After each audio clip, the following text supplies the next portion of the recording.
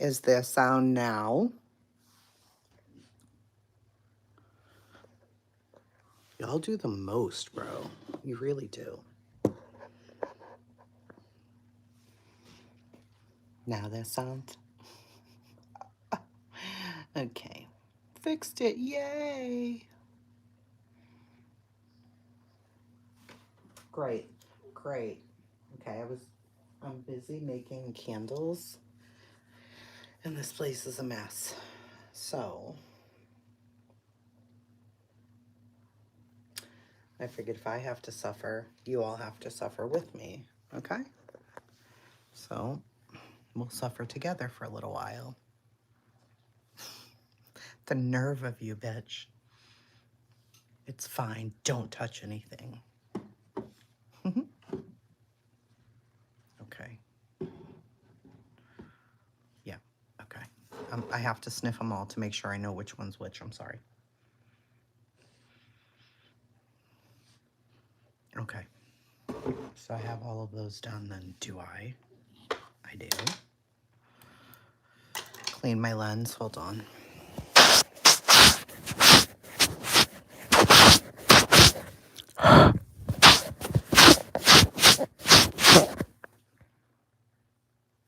How's that? Wow, that's way more clear, isn't it? Thank you. See them? They're beautiful. So I'm getting ready to be a permanent vendor at a place. So these just all got poured, actually. So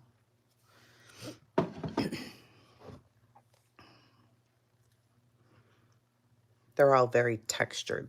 These are so damn heavy. My God. You already have your things down?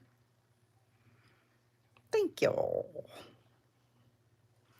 They are very pretty, but now I have to get them ready to go. Our launch date is in 3.5 weeks. I just found out today, finally, so we didn't know when it was gonna be. Thank you. And I wanted to make like a specific scent for that place. And what it is like an old jail, city hall, police station, you know, all of that. I love that smell. So I've been experimenting. I know, Angela, I'm so excited. I'm so excited. So the other, okay. There's only one candle person, me. Then on the 3rd floor of the place is going to be a candle studio. So you can have like little candle parties, you know, where they give you like a plain glass vessel and you can pick your own scent and pour your wax and then you go home, right? Which is nice. I mean, I think that's adorable. But what they sell are like a apothecary kind of jar. It's just glass and that's it. So mine are all, how you flip this? Okay, so these are what mine look like right now. These ones aren't filled yet.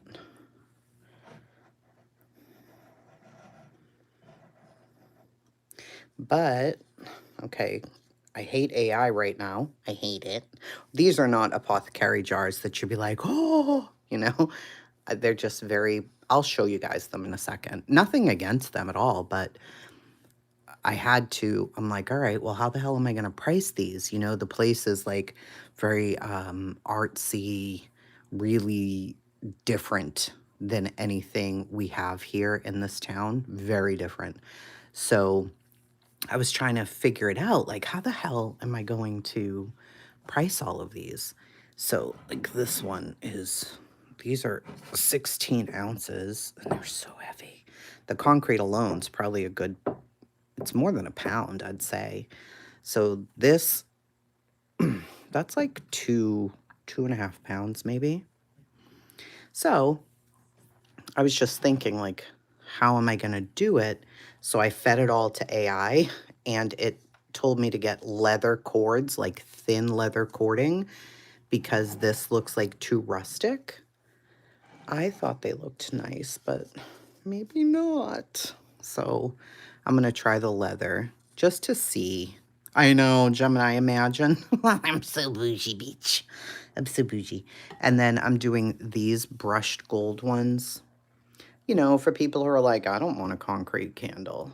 These are just, it's called Second and Station. These will be the ones for the the place itself. And then I have the little gift things too. Hey, Coffee and Skeletons. You like the empty vessels? So the way that I'm going to market these as well is to say they're reusable, because they are. You can use it after you're done. You can put pebbles in the bottom and make it into a succulent planter. You know what I'm saying? They're so heavy. Sheesh. I love the rustic look too, but let me show you guys the place and then you can tell me, because I'm thinking rustic is not the answer. You know, this is a very fancy, it's not fancy. Oh, let me calm the fuck down. Hold on, I gotta cover up credit cards and shit here. All right, let me show you guys the place really quickly, and then you can tell me what you think, okay? And then we'll get into some chit chatter here. I'll show you what room I'm gonna be in, okay?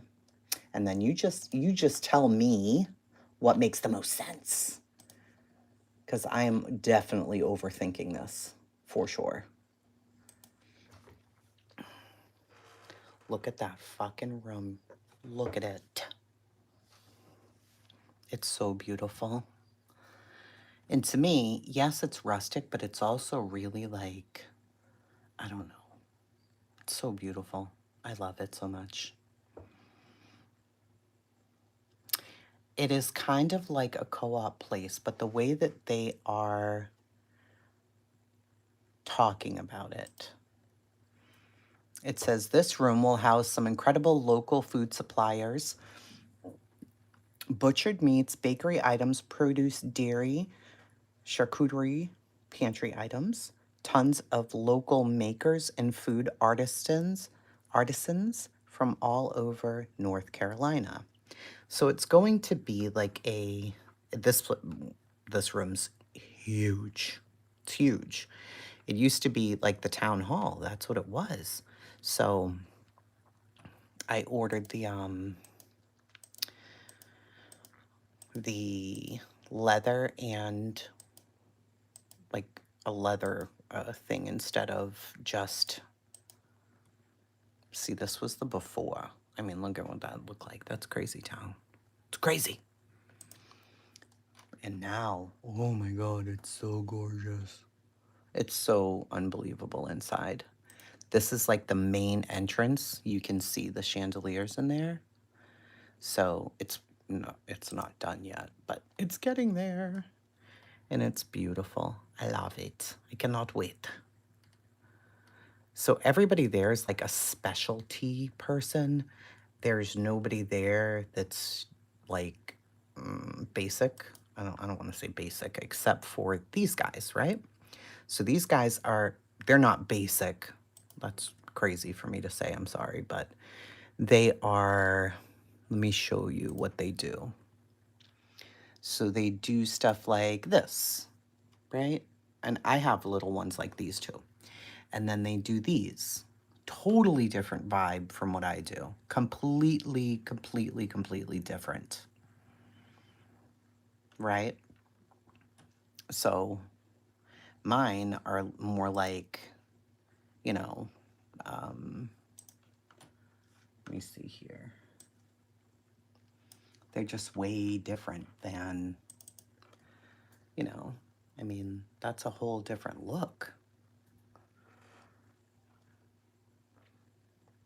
And I think theirs are priced at like 25, like these things here. So anyway, I was just going over the look and what I want and all the things, and and it was stressing me out. And I'm like, all right, I've had enough. I need to do something else. I'm losing my mind. So I had to take a break. So different, right? I mean, they'll be up there making candles, and they're way up on the 3rd floor. I'm on the main entrance level, and I'll be the only candle vendor there. So I really have to make sure everything stands out and looks really good. You better hope they don't let Laura sell her chicken melts, or it's over for me, bitch. It is over for me if that happens. Accurate. Accurate. I've been working on them for so long, though, that I'm just like... Now, I did try color, and while I love these, I don't know that it's the right thing. I just don't know. Like this one here is like a white tea, sage. And I really love it, though. Look at the detail on it. But it's green, so I don't know. Oh my god, it smells so good. It's like a spa. It's like a fucking spa. I don't know. So we'll see. I love it. Go with the leather tie wraps. It'll look good. That's what I'm thinking. I love the color sage, too. So I think I will have some color, but not too much color. I don't want to be crazy. Like, these are cranberry fire, so they're cranberry with, like, the spice in it. So they are... Oh, good lord. So they're, like, a deep, dark, like, reddish. That's about as much color as we're gonna do here. Like, we're not fucking going crazy. That's why we're just not gonna do it. And then I think I just need like one more spa scent, and then, well, Butter Brew has coffee in it. I have to change the names though. AI said that they're not unique enough on some of them, okay? So Butter Brew's name is gonna change, but it also has coffee in it, so I don't need another coffee. Butter Brew is espresso, steamed milk, butterscotch. Yeah, I'm not putting another coffee one up. I don't care. Do you understand? I'm not fucking doing it. Okay. I like the burgundy ones too.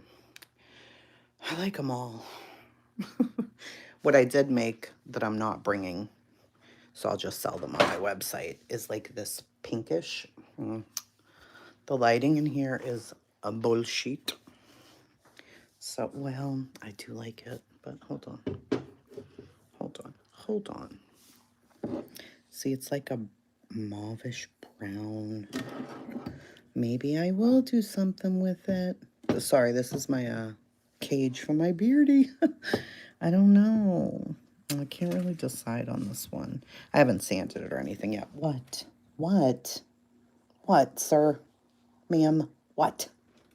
What? He's like, don't you fucking look at me unless you're going to feed me.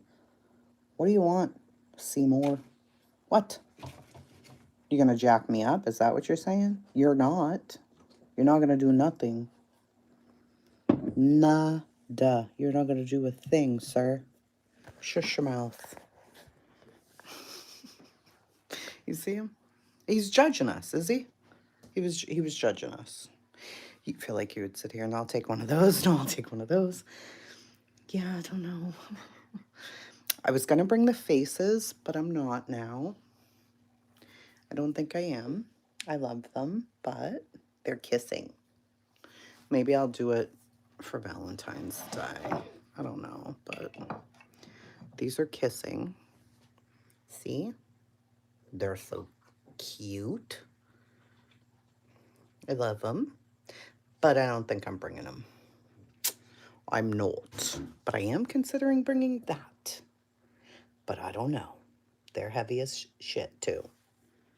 They're so pretty. I don't know. I give up. I do have trays, all different kinds of trays that I'm bringing too. So this is like a trinket tray, you know what I'm saying? heavy, big. People make candles out of these, and I think that's kind of fucking wild because look how shallow that is. You're making a candle out of that with 5 wicks? That shit's gonna burn in like 40 minutes. I think that's not nice to do. I don't like it. And then the last thing that I'm doing are the small candles on a long rectangle tray. That'll be like a set. It's not a big ass trinket tray if you put it on your dresser, your bureau. Take my money. Send me your money, girl. These guys I've been making. See, so pretty. The bowl with a double wick, but smells beautiful. I don't know if I'm going to sell those at the market yet, though. I'm very indecisive today. Is that the big trinket tray on your site? I think the ones on my site are... Yeah, these. So this one is amazing. I really love this one a lot. Let me try and get under the... Look at that. Shut your fucking mouth. Just, ma'am, please. Can you go buy this somewhere? You cannot. You can't. Play with me if you want to. You can't do it. This will be going. Isn't it? It's like bronze and... This will be going to the thingy. Hey, gavel!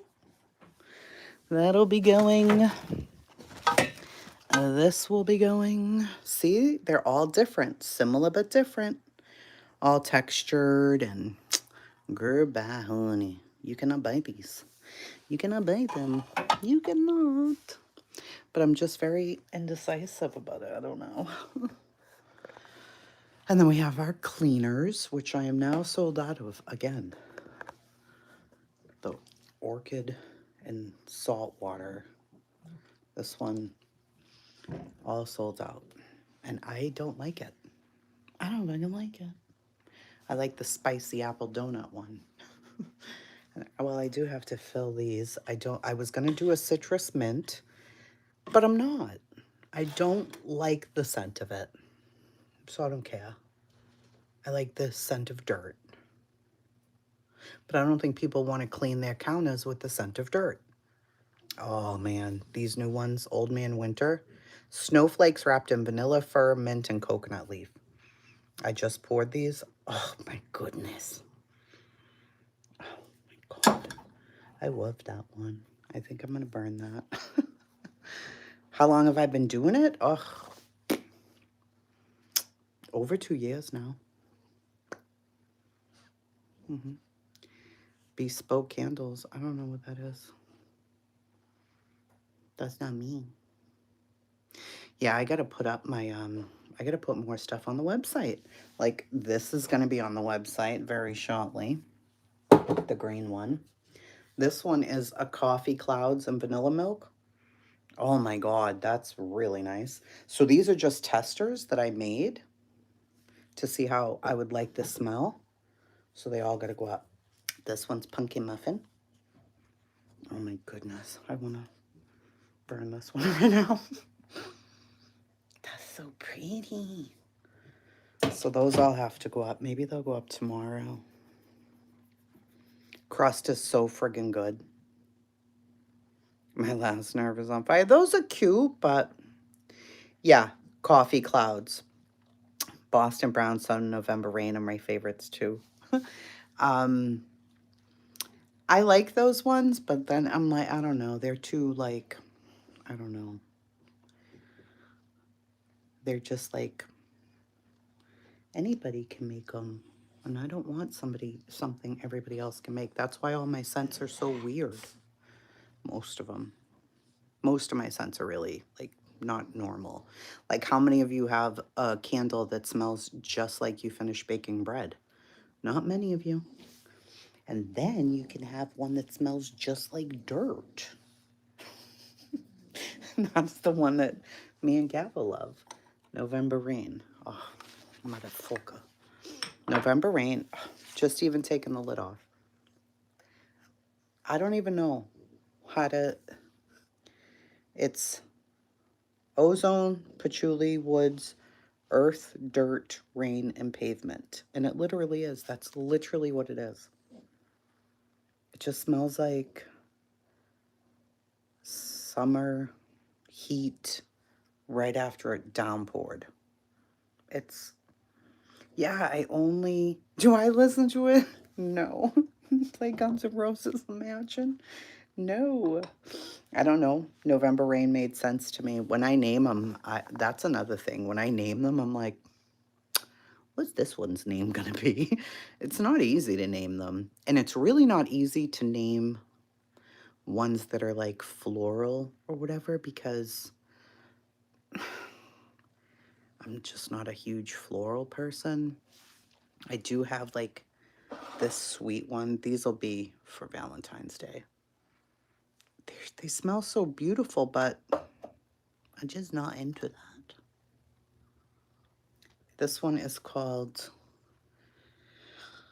Pink Smoke, and it's vanilla, bourbon vanilla, smoke, pink and black peppercorns, suede, and cedar. And it's after YSL's Baby Cat, and it smells exactly like it. See, I like it because it has an edge to it. I don't like the ones that are just like either... Well, I do like Fruit Loops. That smells good. Just Cinnamon Spitfire? No, I have Cranberry Fire, and that has cinnamon in it for sure.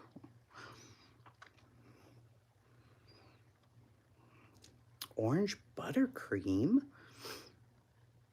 That cotton or clean linen you hate. I have one right now. This one. I won't produce them if I hate them. I can't do it. I can't. Because if I don't want to smell them all the time, I can't do it. This is called Cotton Clouds. It's powder, white floral, musk, and lemon oil. It's actually really nice. It smells like super clean clothes. And I know that people like that. For me personally, I'm like, no, I don't like it. Autumn Air, bitch.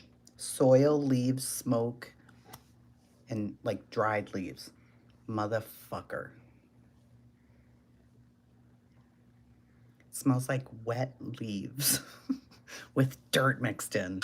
So nice. I love these. They're beautiful. I love that smell. Anything with dirt I love though, so. This is a more plain concrete one. Tray. I mean, plain for me, I guess. It doesn't have too much detail in it. Yeah, earthy and spicy. Yeah, add dirt, add dirt, add dirt. I don't like floral scents, but I love fruit, natural, or spice scents. Yeah, I have a few spices that I really like a lot. I had one called Spice Cake. Ooh, it was beautiful. A nice key tray, jewelry tray, whatever. You are Just Crystal. You are talented enough to do it. You buy the molds, you think of your idea, and then you make it happen. A new name for a scent that guarantees dirt. I have one that smells like a basement, like a cellar, like a real cellar. And it does. It smells like if you're from an old house and you walk down the basement, it smells identical to that. It's so weird. It's sold decently at vendor markets, like right leading up to Halloween, but I don't think it's like an everyday thing. Thank you, white boy. I heard you're in big trouble, white boy.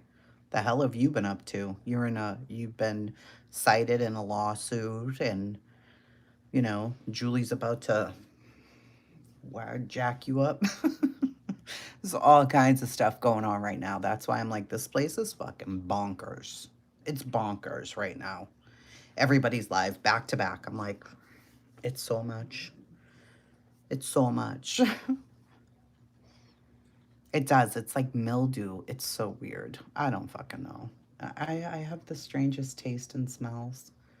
But I mean, I run them past my daughter. So, news to you. Yeah, I think that there was like Granny's watching was she might still be live actually. It was a few hours ago and your face, it was like screenshotted. Maybe you were talking about Hong or Nick, I don't know. But so weird as if they have anything to do with that. Like shut the fuck up. You never heard of a scent like that girl. Yeah. Yeah. Julie loves him. Oh, for doxing War Eagle. You doxed War Eagle? Why would you do such a thing? Hey, Pendar. Who? What?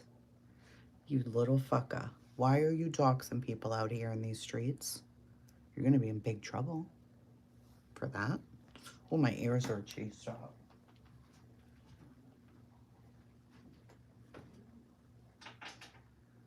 Don't be doxing nobody, bro. I can't make any more candles tonight. I really can't. Can't do it. Doxed an elected public official. I hope they don't find you. Blonde, I just... thank you. Pendar, I haven't seen you in a fucking month of Sundays. Where have you been? Oh, I'm not down with it. They're personally on full mode. It's insane. Is it true, though? I don't know, Eric. This place is weird, but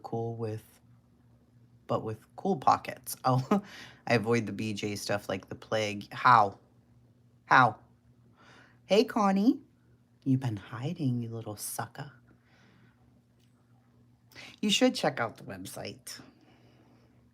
Or just email me and say, I like this scent. Like, people love Sweater Weather, like by Yankee Candle or whoever. I don't even know who the fuck it's by. But to me, I would rather smell dog shit. Like, but I had to make it because there were so many requests. Fresh mint, apple, peach, jasmine, oak, musk, and green leaves. Your mother's a liar. To me, it smells like double mint gum mixed with cashmere. Or so, I don't even know how to describe it. But I fucking hate it. And people love it. I don't know. I don't know. But I don't like it. Avoiding the BJ stuff is easy. So yesterday, I watched hours upon hours of Undercover Boss. Why? I don't know. But it was really good. Hours. I couldn't even stop watching. I'm like, all right, Tracy, that's really enough. Like, it needs to end now. And I had to put it down. Yeah, cashmere has a scent. Like, cashmere, you know. What about Pink Sands? Yeah, that's the one I have. None of mine will give you a headache. I use coconut apricot wax. All of my fragrances are phthalate free. They have no bullshit in them. I only do the scents that are labeled clean, the oils. They cost more money, but I don't fucking care. Because some of them are just, I make candles in here all day. Take a gander. And I get such bad headaches from candles. Hello. Have a candle or 900. And I pour all day. All day. I don't get no headache. And I can burn all of mine too. And I have the wickless ones that you put on a warmer. So nice. Oh, a Marathon of Survivor. I need to get back to the blacklist. I need to get back to it. You watch the debate channels a lot. Love them so much. All safe around all the pets. That's what started this whole journey, was I killed all my fish in a fish tank because I was using bullshit candles and the plug-in thingies. Trash. Garbage. Who knew? I didn't know. As you can tell,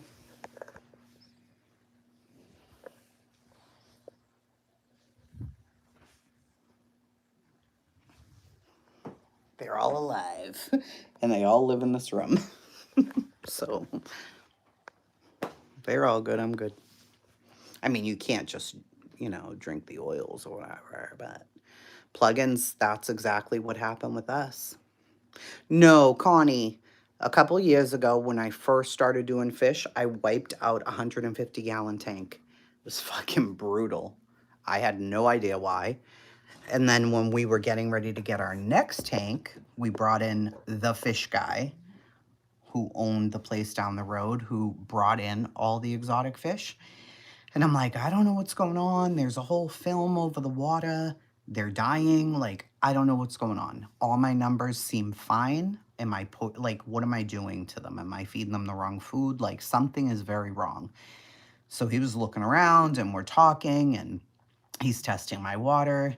And he's like, do you burn candles right near the fish tanks? I was like, I burn candles everywhere and I have plugins. I have, at the time, I think I had 8 dogs. I was like, well, what's wrong with that? And he said, Tracy, they're toxic. Go read the specs on where you got the candles. And I'm like, I don't even know where to begin. I don't know. What are you talking about? So I started looking them up and was like, I'm literally poisoning my animals. This is insanity. This is insanity. So then I had to really look it all up and see. Was it no? That tank is the 450-gallon tank, and they're all healthy as could be because I stopped burning those fucking nasty candles. And oh yeah, it'll tell you aquatic life and all of that because what happens is all candles let off fumes, right? And if you're burning certain things, scents mixed with the wick, mixed with the wax, mixed with the fragrance, it'll leave like a film on your fish tank. Who knew? So I didn't know. Plus, I had all the plugins everywhere, like the Glade plugins, and it settles down and left a film over the top of the water. And he's like, yeah, I'd advise you stop doing that immediately. And I'm like, how toxic is it? He's like, well, toxic enough that it's probably harming them in some way, and that's not good. And before you know it, all the fish in that tank were dead. It was horrible. It was horrible. Oh, that tank, Remy. That was wild. Yeah, Eric, it's crazy. I didn't know. I didn't know. Yeah, you can't do plugins with a bird, and it's oil-based. Yes, it is. Yeah, it's like acid rain for the fish. It's horrible. It's horrible. I didn't know. I burn my own candles all the time now. I've never had another problem. I mean, are my candles the safest in the world? I just try to buy ones that I know are, phthalate and Prop 65 free. I don't buy any that have any of the, what's this? Storage and safety, blah, blah, blah, blah, blah, Flashpoint. It doesn't have it all on there, but most of them do. Like, Candle Science has a line that's called Clean Scents. So, like, it'll tell you on there if they're a clean scent or not.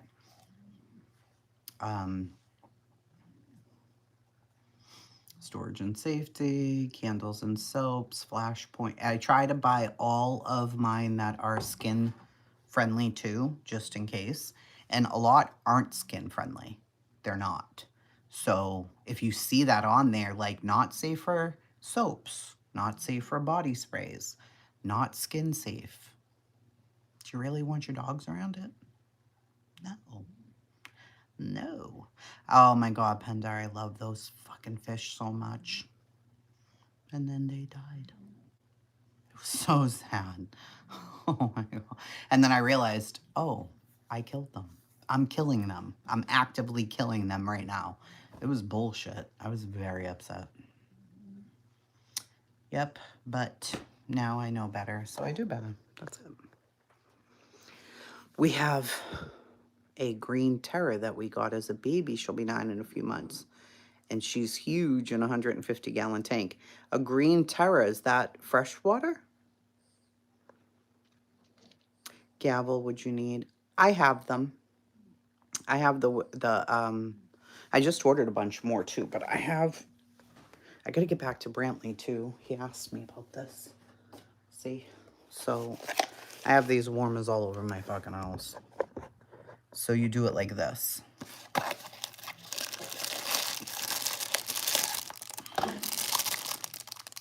See? It's just like a mug warmer, right? You can put a candle on it. You can also put a tin on it. So like this is a tin. Avocado and coconut water. This is a very nice smell. You put it like that. Last week's. And it's, you know, I have wax melts, but I find wax melts useless. These, and I even sometimes put little plants in there to make it cuter. Well, that smells beautiful. So you put that in there, and then you take off the cover, of course. You plug it in wherever you want, and off you go. You're good. That's it. That's it. Yeah, see, the wax melts too. And you know, my favorite ones were those ones you can buy in like the country stores. I wish I could think of the name of them right now, but they're all like textured. You can buy them at Tractor Supply too. I can't think of the fucking name of them right now, but they were my favorite ever. They had like caramel crunch, almond butter, whatever. I don't know what the names were, but I love them. Something Creek. I don't remember. I love them. Love them. And they weren't safe.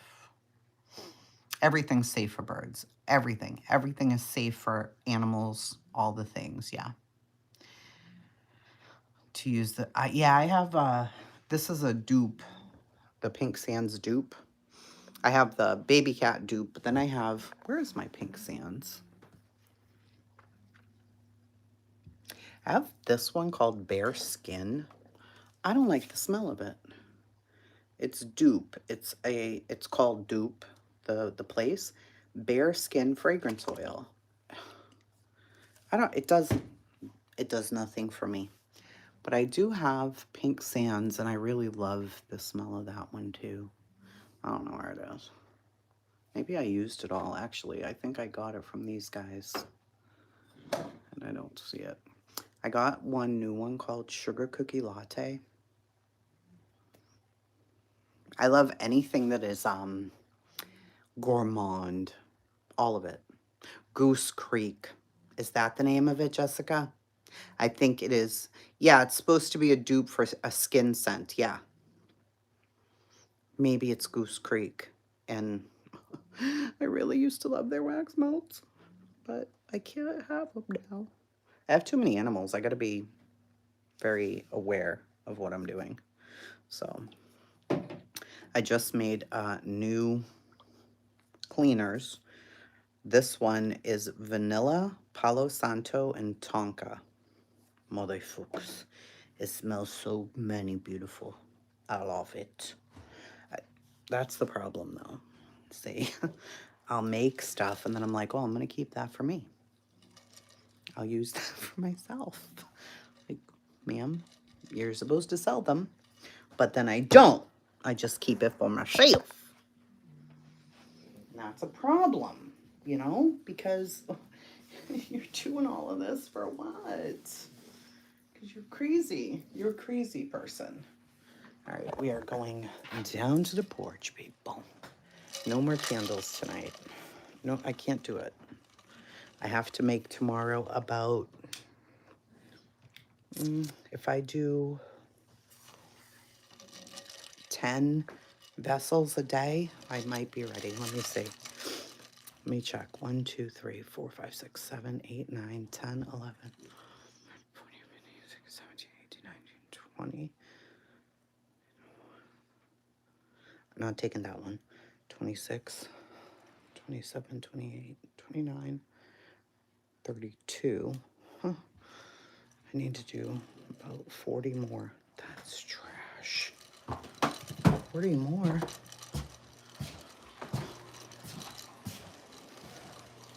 It's a lot.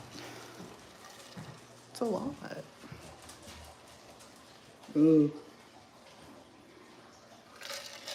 I do soaps too. Yep, I do goat milk soap. Yes, I don't think I have them on the site because a local lady bought them all. I had 5 left here, and one of my regular ladies, Heather, she just bought a bunch. Hold on. Baba, Yeah, babe. what are you doing? Come on, live. What are you doing? Hola, Uh, like you're hosting. yeah. What are you doing? Will you give me You oatmeal just being pies? cute? Will you give me oatmeal pies? Yeah. How many you want? 3? Mother of God. 3 of them? That's a lot of oatmeal pies, sir. Hold on. Get him an oatmeal pie.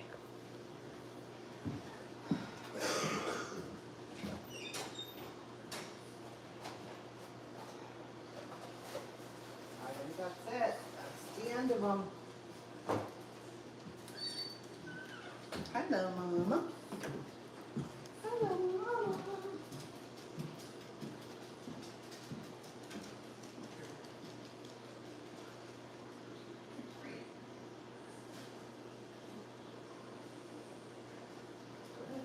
Yeah. All right. I'll grab more coffee and then off we go.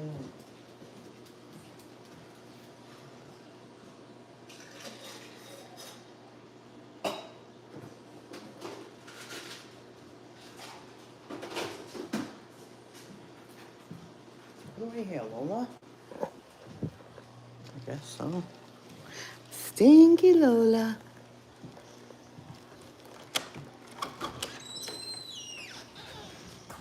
Come on, Lola, you going outside? Come on.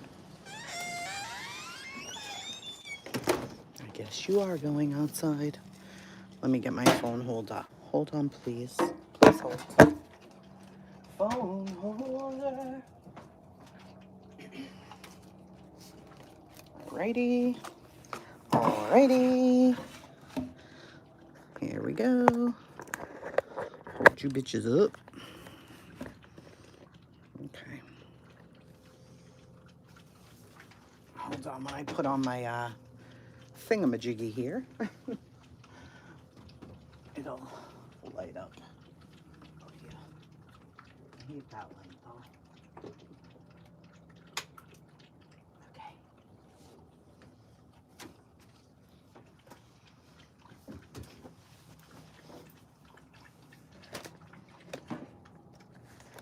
Oh, okay. I don't have my heater on. Hold on, it's cold. Ah. All right, I can take my hair down now that I'm not making candles. You gotta wear your hair up when you're making candles because I found a hair in a candle. What do you think of that? What is buttermilk pie? What? What is buttermilk pie? I don't know. Buttermilk pie? That sounds nasty. Now that my hair's been up, I look insane. Hey, stop scratching my couch. Don't do that. What are you doing?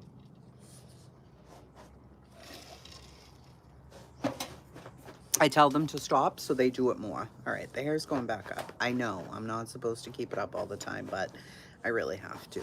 I can't take it. Even though it's so much shorter. Look how short that is.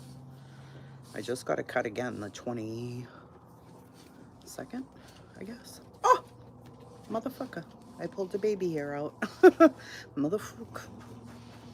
All right, let's talk about all the things, shall we? Oh, look at, I'm 12. How's that? My daughter. All messages. Now I can see. Thank you, Ral. You have to try one of those pies. Oh, okay. I saw wine pie. Blech. I should use scrunchies. Yeah, I probably should. I should use something. I just can't wear it down. when I'm making candles. I can't do it. I've tried, but I can't do it. It's weird how good they are. No, no, no, no, no. I'm Googling buttermilk, eggs, butter, sugar. I don't think that sounds good. Sounds a little crazy. All right, so what do we have going on the streets today? Here's what's been going on. Let me tell you. Okay. Ziggy went to her in-laws' house and she had on a lot of makeup. She also has nails. And she doesn't want to go to the wedding. Somebody's wedding. I don't know whose wedding it is. Perhaps her sister. She doesn't want to go there because she's shy and she doesn't like people. So that's difficult for her. Yeah. So there's that. That happened on Christmas. What else happened? Oh, Benny is talking about Ziggy's CPS claims from the beginning, but he's talking about it with that guy, Griff. I don't know what he has to do with anything, like literally. Hey, Texas girl. I don't know why he'd be involved. Griff, like what? What? I don't know. Maybe he is. I'll watch it later. At Night Media filed, I don't even know if I have this right, so they filed an emergency injunction against Barbecue and Granny that's an add-on to the original lawsuit, I guess. And they want like a mutual agreement where nobody can dox each other or whatever, which makes no sense because everybody's name is on the injunction in the first place. So what the fuck are you talking about? Ziggy posted an actual snoring on alive. Well, okay. Wow. Hey, Onyx. Good to see you, friend. Snoring or snorting? Yeah, you came in and saw him. Yeah, I just saw him. I was like, okay. Yeah, CPS report info, but why does Griff know about that? I don't even know. Who was Griff friends with? Doug and them? Or I don't even know. I don't know. It is ridiculous. Utterly. Utterly ridiculous. I don't know. I don't know who the fuck is friends with who. You didn't see that about you? Yeah, Doodles. That just, like, it started earlier. Barbecue lady went on Queens, discussed it a little bit, and then Granny went live and discussed it further, and she was reading some of it, and there was a picture of White Boy in the filing. I'm like, oh, Doug tried to get Griff to put it out. That's why. I gotcha. I got you. See, I could not remember why he was even involved in any of this. Does he even have a channel anymore? Like, where has he been? I don't know. I never watched him. I listened a handful of times and was kind of like, is PG really pregnant? Doug is on TikTok. He looks totally different. Hey, Fruit Loops. You too. Ziggy was missing her wedding ring in the Uber too, but had it on later that night at home. Perhaps she's hiding that from the fam. But they must know she has YouTube. They've reached out to her family. I must be out of the loop. I didn't know who Griff or Doug is. I know Ziggy and I like her. So that was back then, Connie. It was like in the beginning of Summer's case, so like 4 years ago. Doug, No Thanks, is on TikTok. Yes, he is. And he has black hair. He's much thinner. He looks a billion times more healthy. Probably after you get off YouTube, your age decreases by 10 years maybe because this place is fucking holy hell half of the time. Snorting as a family member of someone who's in active addiction. So she was snorting something like snorting. Well, they also thought that Brittany snorted something, but she didn't. Or from what I could tell, she didn't. I ran across a short. He looks really good. Yeah. He looks totally different. Yeah, it is good for him if he absolutely. He looks 1,000,000% different. Like you wouldn't even realize that it's the same guy at first, but then you're like, oh yeah, that voice, that's Doug. And he does all kinds of weird shit on his TikTok. I don't know. TikTok's interesting. Speaking of TikTok, some of you may know Julie Skolnick, some of you may not know Julie Skolnick, but on TikTok, before she came into the Sebastian case, she used to talk about mostly profound autism and what the parents go through of kids with profound autism or level 3 autism. I guess she got in some drama over there too, bitch. Sure did.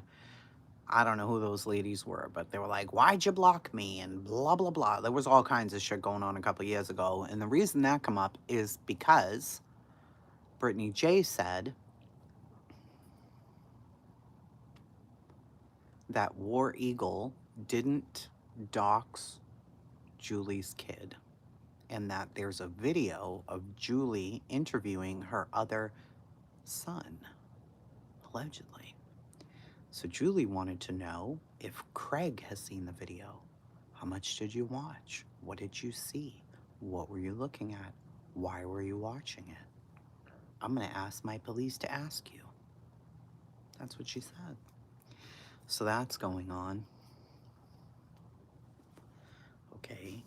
And it was weird. One of the weirdest videos I've seen yet. I'm like, well, why do we care if Craig saw it? I mean, I don't know.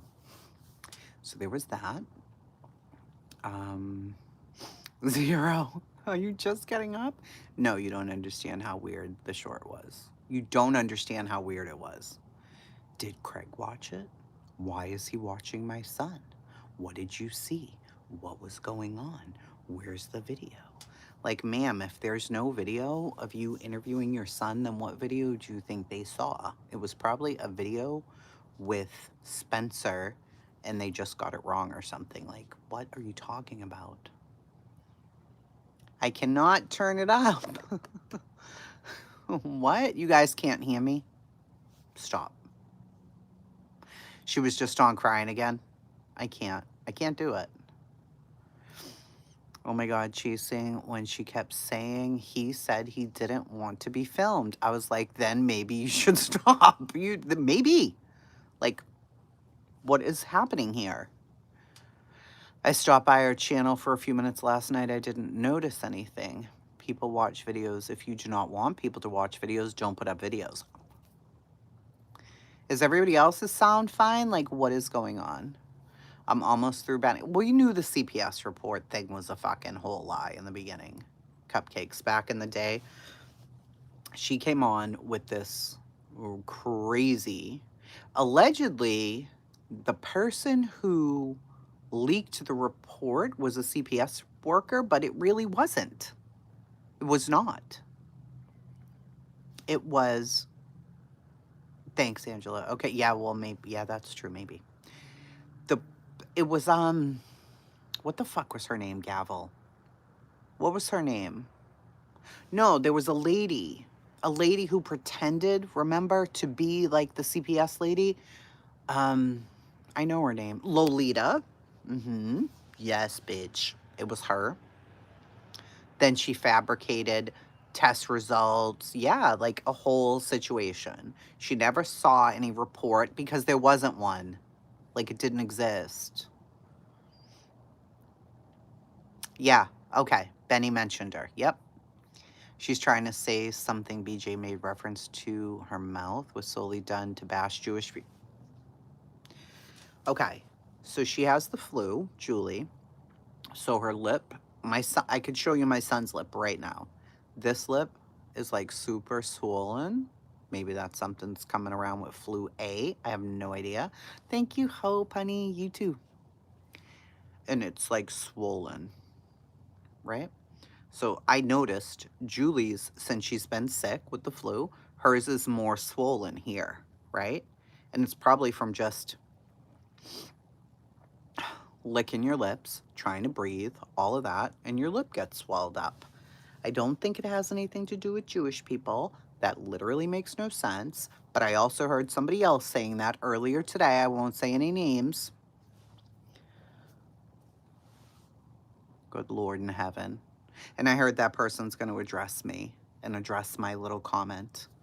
We'll see. Okay. We'll fucking see. Stupid text to talk.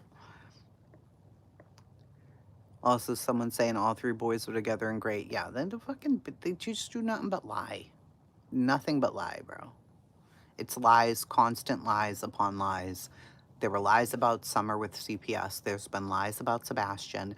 There's lies about each other. It's like, can't you figure out that these people you're dealing with are liars? Like, go do some research and figure it the fuck out.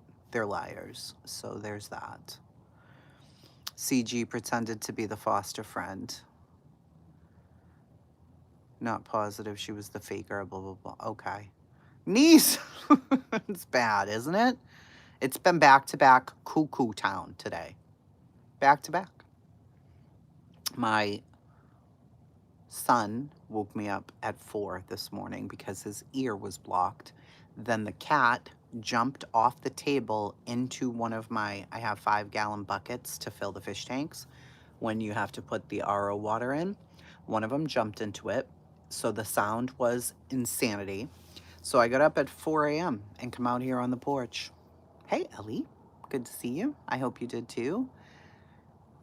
People shouldn't be doing that to family trees. No, JC, they shouldn't. Oh, who just bought something? $32.46 on Apple, you little motherfuckers. Don't buy nothing here. Did you and your family? I did. It was very quiet. Scott was very sick with a cold, and Jace had the flu. So it was really, really quiet here. I hope you guys did too. Is Cuckoo Town BJ people? Kind of, but it's more Sebastian people, right? So the Sebastian Rogers case has the lawsuit from Nick the Hat, Hong, Dog the Bounty Hunter, Seth Rogers, K9 Julie, BJ, and Betty against Granny and Barbecue. So those two, but nobody ever really mentions those people, just Brittany, because Brittany's active on social media. The rest of them are kind of just wherever they are doing whatever they do.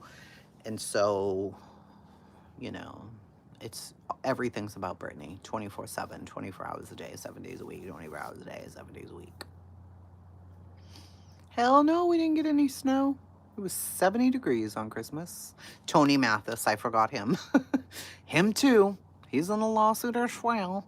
You had a flood for Christmas. Oh my God, no. My water softener flushed the overflow. Oh. You can't deal with those people at all. We have norovirus. Oh, it's rough, man. Hey, Ebony, good to see you. Merry Christmas to you too.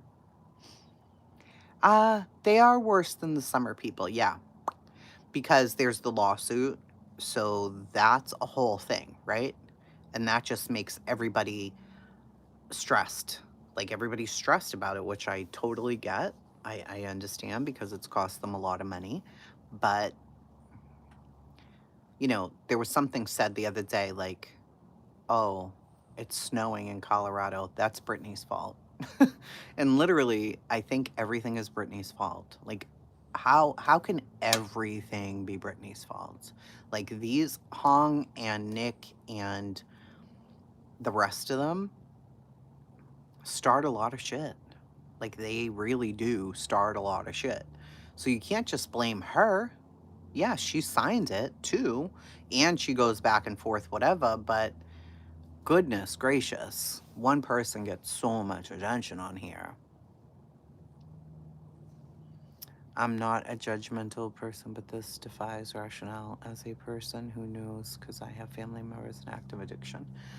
All the craziness is the reason I'm hardly in anyone's life. I appreciate that, Connie.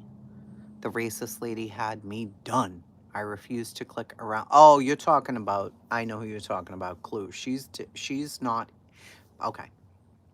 She reviews Britney, but she's not in the lawsuit, right? So she does her own thing. She's like the top dog now of the area. Like she gets the most people in her chats and all of that stuff, depending.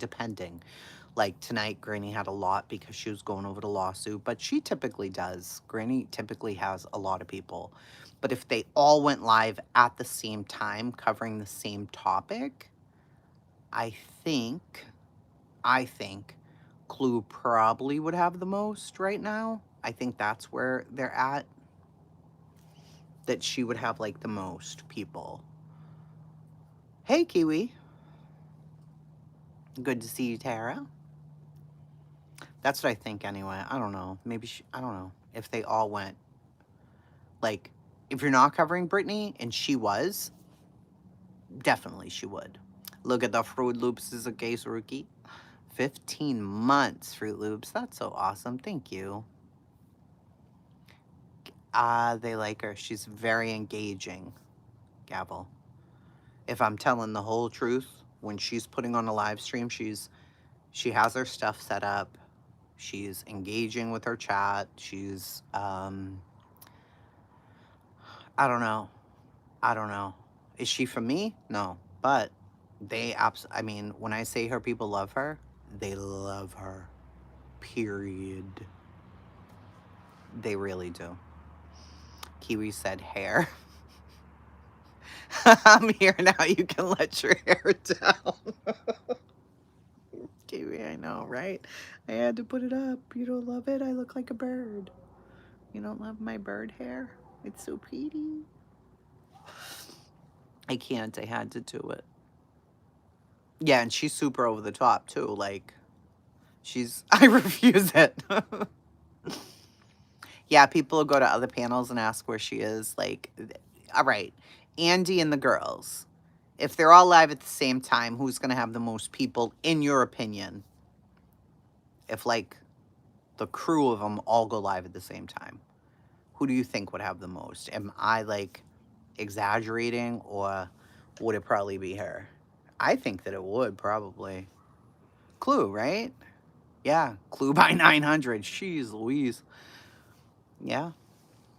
Yeah, she's the top dog right now. 100%. Mm-hmm. Yeah. Yep. Well, wild. Fake true crime. I mean, I hope we don't stay in fake true crime. Like, it's a lot. It's a lot. I don't agree with lawsuits, but why can't the two in the recent RO just try changing the subject if they want to stop incurring legal costs? It's not about free speech if you look at their history. Well, Charlie Knox. I'm just going to call you Knox if you don't mind. I think they should be able to say what they want to say as long as there's not slander or libelous. Like, well, one's written and one's spoken, but either way, if they want to talk about the case, they should be able to talk about the case. Should it go much further than that to where, vile things are being said? No. If you look at Hong's ex, hey, Mr. Jick, thank you, you too. I see you in your hoodie guy, and I raise you 2 green hoodie guys. I can't do it. I can't. I'd rather irrigate my ears before choosing to listen to her. I mean, I think that's the whole basis for this whole thing, is they feel like they were trying to be silenced, so they speak out even more now at this point. Like, they are very frustrated with them, that group, trying to silence them, and they just refuse it. In the name of Jesus, they refuse it. They're not having it. They won't do it. I don't think many people should be talking about these cases.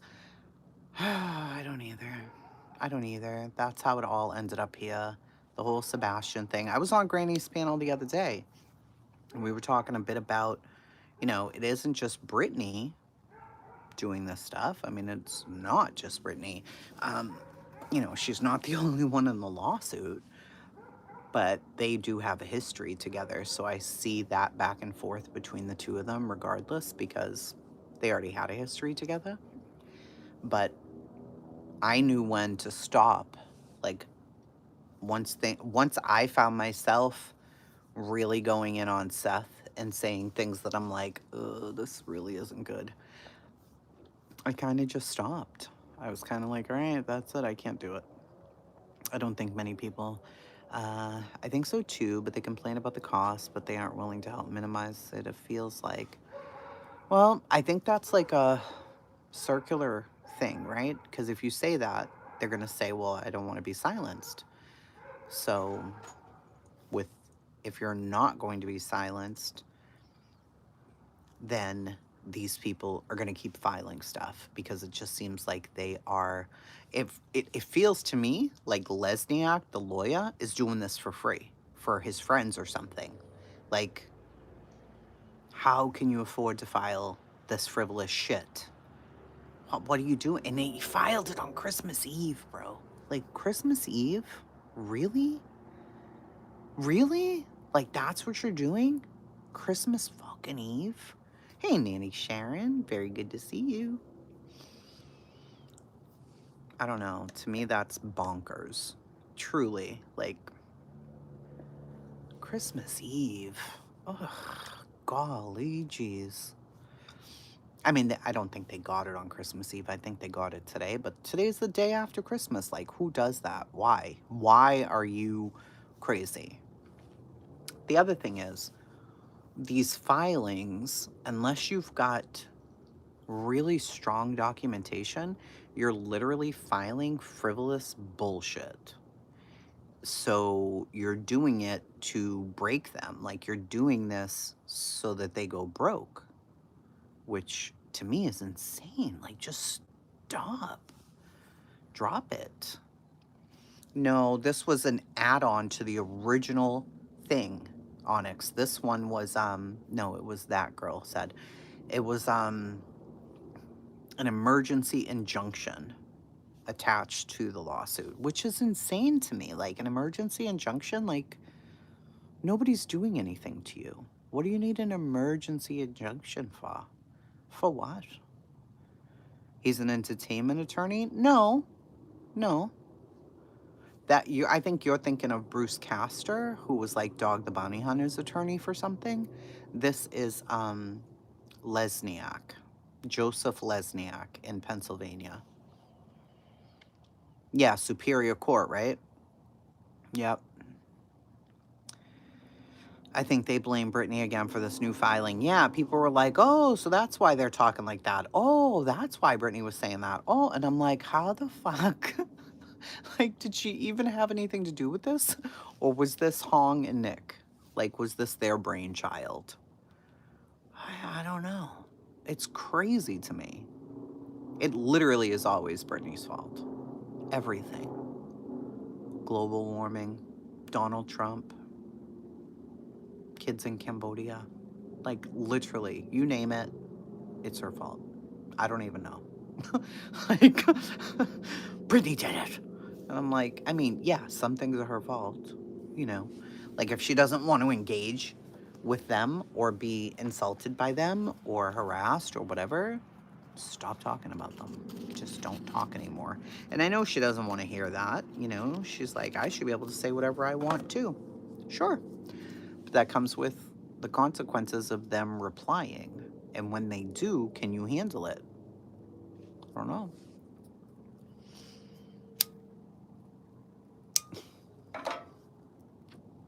They stopped making the pennies because of Brittany. Yeah.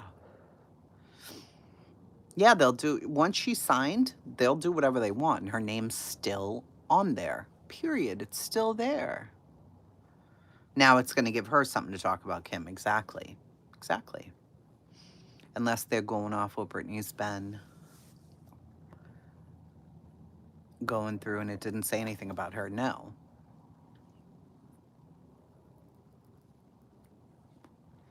BHB's court filings. Yeah, I mean, she's still, I think she just stays quiet, BHB. Hey, Miss Leah.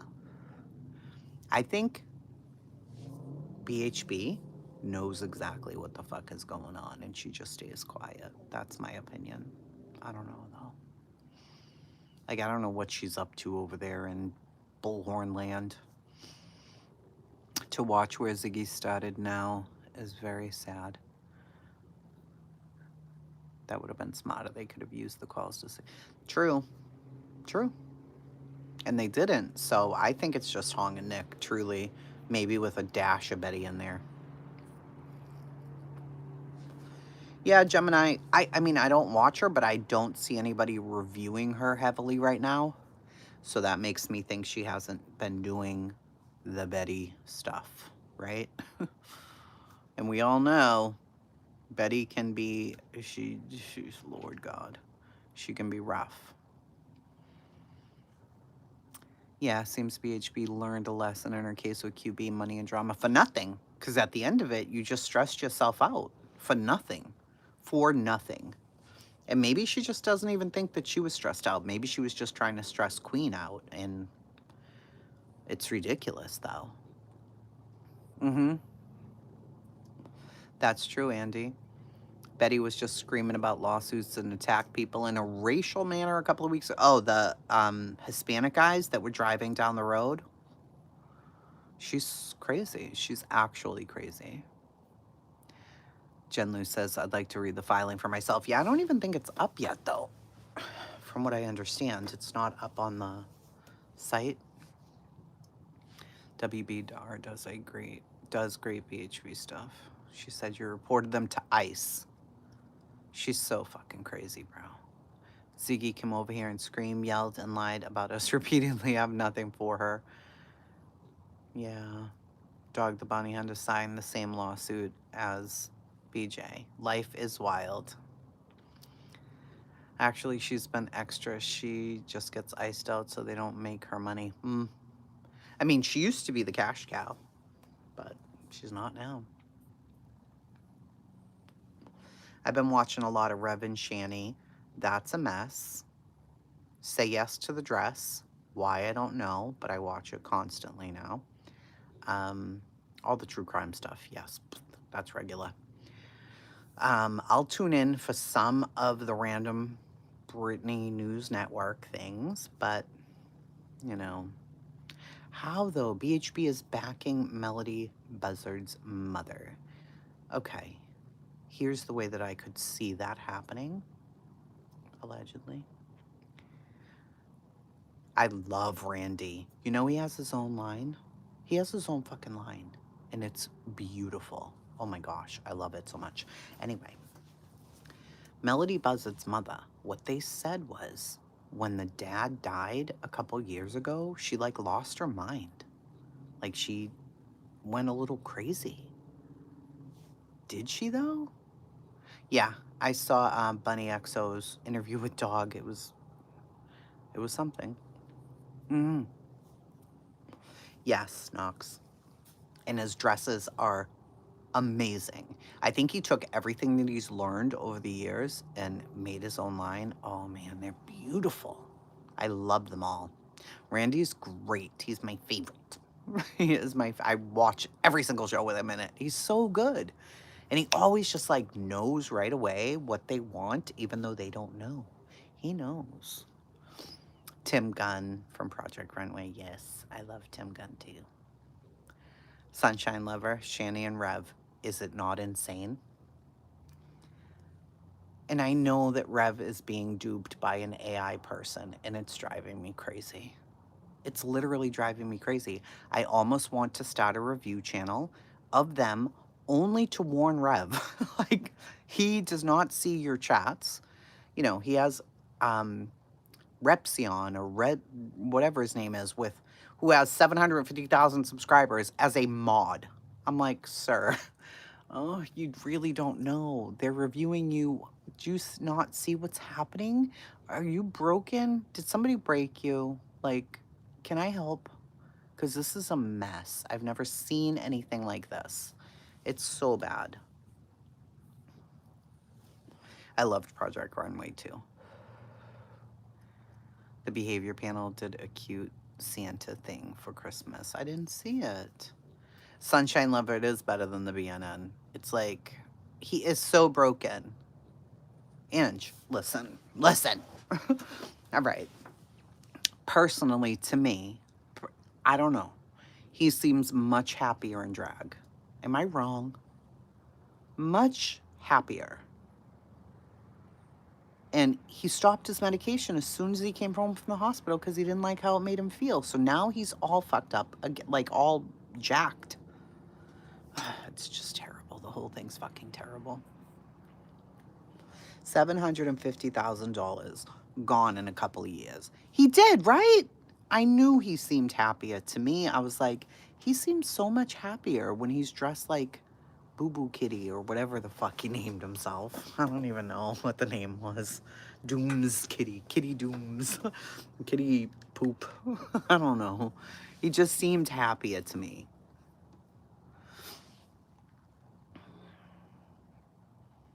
Yeah, Repzion he's reviewing him. So Rev was live today while Shani was live. They're in different rooms. And Rep was streaming Rev, right? But Rev had 500 some odd people, and Rep, who has 750,000 subs, had 104 people in his chat.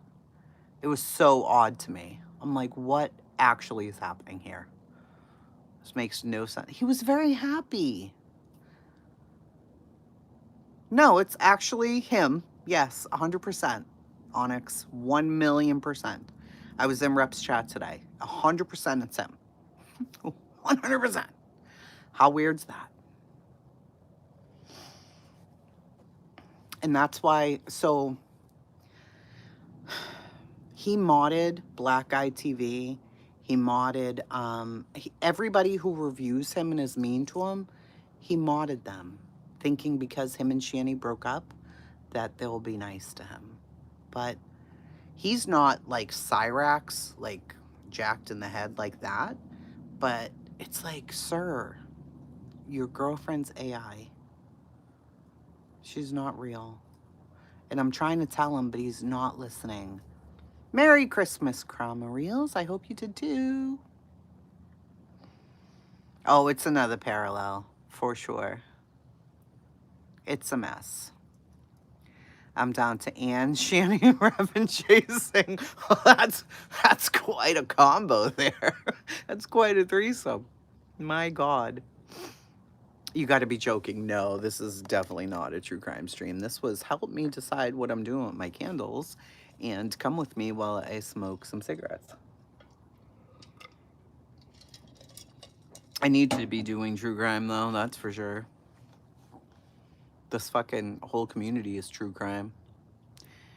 Oh, he took some time off, did better, but he's doing a lot. I don't know if we're still talking about Rev, but to me, he was dressing up as like this girl. I don't know, but he seemed more coherent. He seemed like he was just a happier person, right?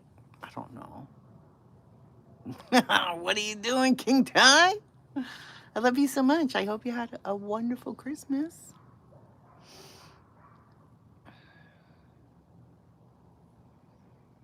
Was he medicated? No, he wasn't. We do need somebody to do true crime, but every time I do it, there's nobody here. Like, there's nobody here. And I'm not willing to disrespect victims and do like a whole full speculation, talking crazy about families. And that's the only way you really get viewers. So am I willing to do that? No, I'm not. So I don't know. I don't know what to do. I don't know. You don't know where to stock Chroma Reels? It's hard. It is. I have a whole list that I've already made. I have a website that y'all don't even know about yet. Okay? And it's all true crime. Yes. Oh, you meant Rep. I see. Sorry. I think we should just keep doing it like we've been doing it, chasing people who come eventually. Oh, Jen Lu, that's what I tell myself too. But is it true? I don't know. I don't know. Aw, see, Trish, it's so good to see you, friend.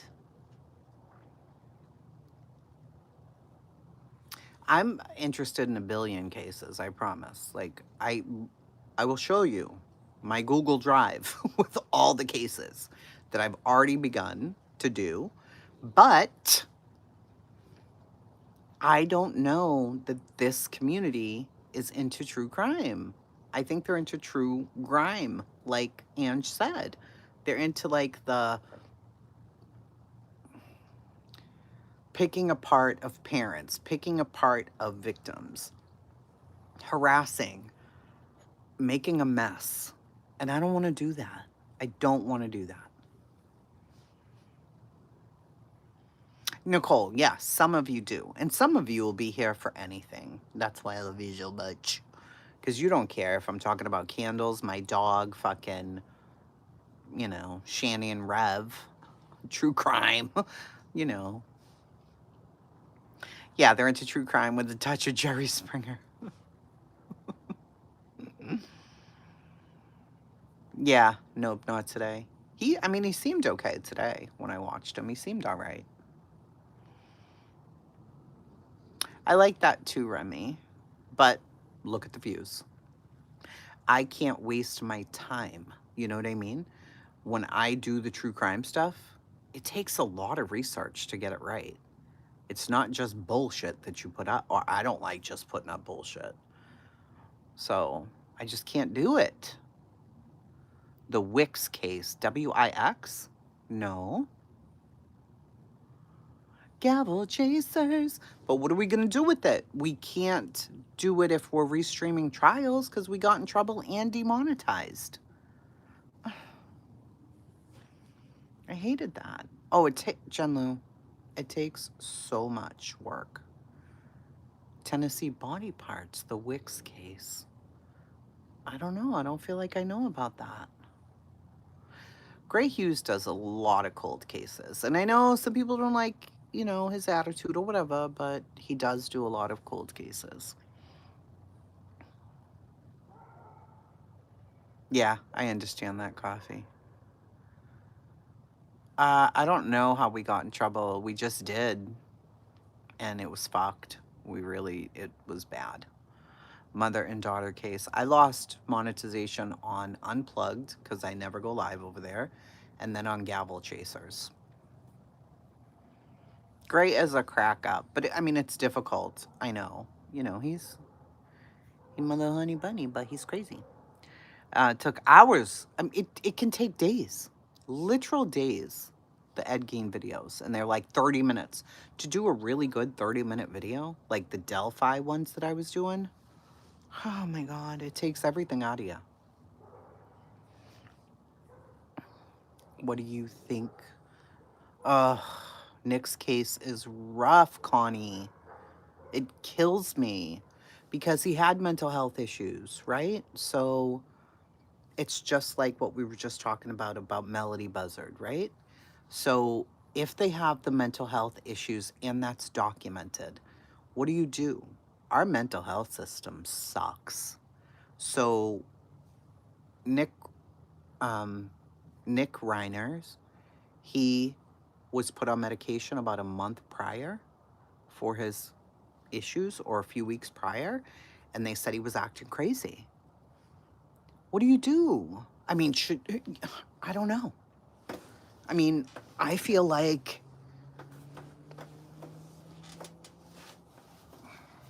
at what point do we look at the medical professionals too and say, okay, he was going through all of this. What were the risks here? What were the risks? He should have been hospitalized. Yeah, I agree with that too. You think he knew what he was doing, but we don't know. Yeah, it was a med adjustment. But that can have huge effects. I was on Ativan and Prozac before I got pregnant with my son. They were my happy pills. Prozac and Ativan. You couldn't tell me nothing. You couldn't get me mad. You couldn't do anything. And I have the worst temper on planet Earth. It's a violent snap in 2 seconds temper, like horrible, right? I get on the medication. I'm the happiest person who ever fucking lived. Forget about it. I get pregnant and I stop. I'm like, oh my God, I can't take these things while I'm pregnant. I stop. Took a while to get adjusted. I was zapping and everything, but okay, you know. I went back on Prozac only after I had my son, but my body had changed. I was a maniac. I was, I can't describe the anger that I had inside of me for zero reason, for no reason. And my doctor was like, well, your hormones have changed. You can't be on this anymore. And I'm like, but they were my happiest pills ever. He's like, yeah, but your body changed and you can't be on them. Sorry. And I couldn't. I mean, I was a literal psychopath. Like, I was a crazy person for nothing. But I had done fine for years on that same medication. So you change a medication and good night, sunshine. Med change, pay whistle down. It's terrifying. I can't describe how I went from a totally normal human being, had my baby, no postpartum depression, no nothing. But I was like, well, I should start my medication back up. He was like almost a year. I started, and the violence in my brain, it was psycho. I'm like, okay, we can't do this. We have a new baby. I have a 9-year-old. I'm going to lose my mind. And they changed it. Oh man, Connie, it was rough. And it's like a med change for someone like Nick, who had lifelong issues. That's terrifying to me. It's terrifying. Like, what was going through his mind? Why did that happen? They did not deserve. Yeah, that was weird, Gavel. Like, what? He should have been ordered by physicians to be in the hospital monitored. I agree. Until, like, he was totally evened out. Like, they knew what he was going through was scary. He was talking crazy. He was acting angry. And then it's so sad, man. I don't know. Medications, they can fuck with you. And especially if it's a new medication or a medication change or whatever it might be, that's fucking scary. I mean, I've listened to so many true crime cases where the person has lifelong issues, whether it's with depression, bipolar, schizophrenia, whatever it might be, and they change something and the person just loses it. Like, we should know better by now. They had a big argument at Conan's party. He was acting really strange.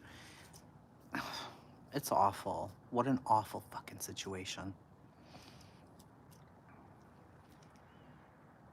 Yes, Pendar does. It seemed so. I don't know who I was talking to about my Facebook feed. I think it was like Nanya and Jones and Indeeds, right? My Facebook feed was nothing because I forgot. You can click the little thing where it says friends and then, see these things anymore. It's nothing but deaths, like people who died, celebrities or whatever, dog shows, and missing people. Then, all of a sudden, it's this one's murdered. 4 people dead here, 10 people dead there, a shooting here, this one's dead. I'm like, what is happening? And you do see it more during the holiday season, like between October and January, I think, but I don't know. To me, it just seems like an overwhelming number. Anyone who goes off mind-altering. I agree, Ral. 100%. Red Librarian says supposedly acting like he didn't know or remember people He clearly knew. Yes, they said he was acting so strange. How do you know if Wellbutrin will work? Trying it for 3 weeks and then it's not. Right, exactly. Our mental health system is just so awful. It's so awful. That's what I was talking about with Rev and Shani. It takes a long time for medication to work. So, about a week back, Rev checked himself into a hospital, right? They start him on the medication and then they let him go on Christmas Eve. Why? Why? Clearly, this man is going back home to a very toxic environment. Very toxic. You send him back there with new meds where he doesn't feel right already. And he goes off his meds because he's like, I just don't feel right about this. I don't feel good. And look, now all they do is fight. They're like really going at it. And, you know, hopefully nothing horrible happens, but he went right off. He was like, nope, I'm not doing it. Our system is broken, Sandra. It's really broken, and it's so sad. You have to find the right combination, and it can take years. Yeah. I was a mental health social worker. I saw the scary plunges in moods when they didn't work. My client was unalived by her daughter, both schizophrenic. Ugh. It's awful. And because I listen to so many podcasts, I hear it so much. So much. My DNA says crazy Puerto Rican. Most hospitals don't have enough beds to treat mental health. They don't. That's what I don't understand, though. We've got drug after drug after drug coming out. I see hospitals go into bankruptcy constantly. Why not take funds and revamp the hospital into mental health facilities? We have enough mental health professionals. Can't we get like government money or subsidy, something, to convert those hospitals, like the Carney Hospital in Boston? It's in Dorchester, where I grew up. My mother was in there. My stepfather died in that hospital. I got married in that hospital. Why not take a hospital like that and revamp it into like a state-of-the-art mental health facility with therapy and pharmacists and physicians and all kinds of stuff to help? I don't understand. Like, you go in a clinic, you get prescribed something new, you're like, oh yeah, call me back, in 10 days and let me know if it's working. Why? Why can't we do something different? I don't understand it. Like, there's innovation in the mental health pharmaceuticals, but I don't see any innovation in the mental health facilities. Like, why can't we change something? It just doesn't make sense. Yeah, we need access, affordable access that isn't $1 billion, where people like Rev and Shani can't afford it. They can't afford it. And then how are they going to afford the medications? Like, my uncle's on like 12 medications. He's on Social Security. He has to pay, so we built him a tiny house, right? But he has to pay for the land to be in the property. So he has to pay that. They've raised it every year. It started at $385 6 years ago. It's $550 now. Plus he has all his medications. And you think Medicaid, Medicare pays for these things. Well, not in North Carolina. They don't. So we've signed him up for everything under the sun. Everything. But they say he makes too much to qualify for some of these things. So he has to pay for some prescriptions. He's had 2 heart attacks since he's been here. We've had really great doctors for it, but now he's on more medication. He's diabetic. It's like he's mental health. He's cuckoo as the day's long. So what do you do? What do you do when there's all of this stuff? I don't know. I don't know what you do. You suffer, I guess. You suffer. How do you ensure that they'll take their meds? That's another great question. And are they paid? Are the mental health workers, I don't mean like a psychiatrist, a psychologist, but I mean like the mental health counselors that they put in charge of these people, are they equipped to know and deal with all of this? To have that follow up phone call, to make sure that you have somebody in the family that you can talk to without violating HIPAA that can give you feedback, like with Nick. Was there somebody assigned to him? Or is the caseload so big that he's one of 200? How the fuck do you keep up with that? You can't. I don't know. To me, it's insane. And I don't see it getting any better. Rheumatoid arthritis. Her parents make too much for SSDI. Medicaid insurance is expensive and her meds don't get me started. It's insane. Some of the biggest lawsuits out there for mental health cases, Elizabeth, it is so bad. Massachusetts, everything's free. It's called Mass Health. When I say everything's fucking free, from beginning to end, bitch, all of it. When my sister has been unemployed, she just signs up for Mass Health. That's when she gets all her dental work done. That's when they do all their checkups. It's insane. Hey, Tara. I hope you had a great holiday yourself. And yeah, more people. Is he one of the many losing Medicaid in January? I don't know yet. We don't know. We don't know what's going to happen. Let's hope not, but we don't know. And there's just so much going on with the government and so much.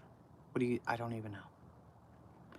I mean, my uncle's on disability, like SSDI, so he can't physically work. Like, he can't do it.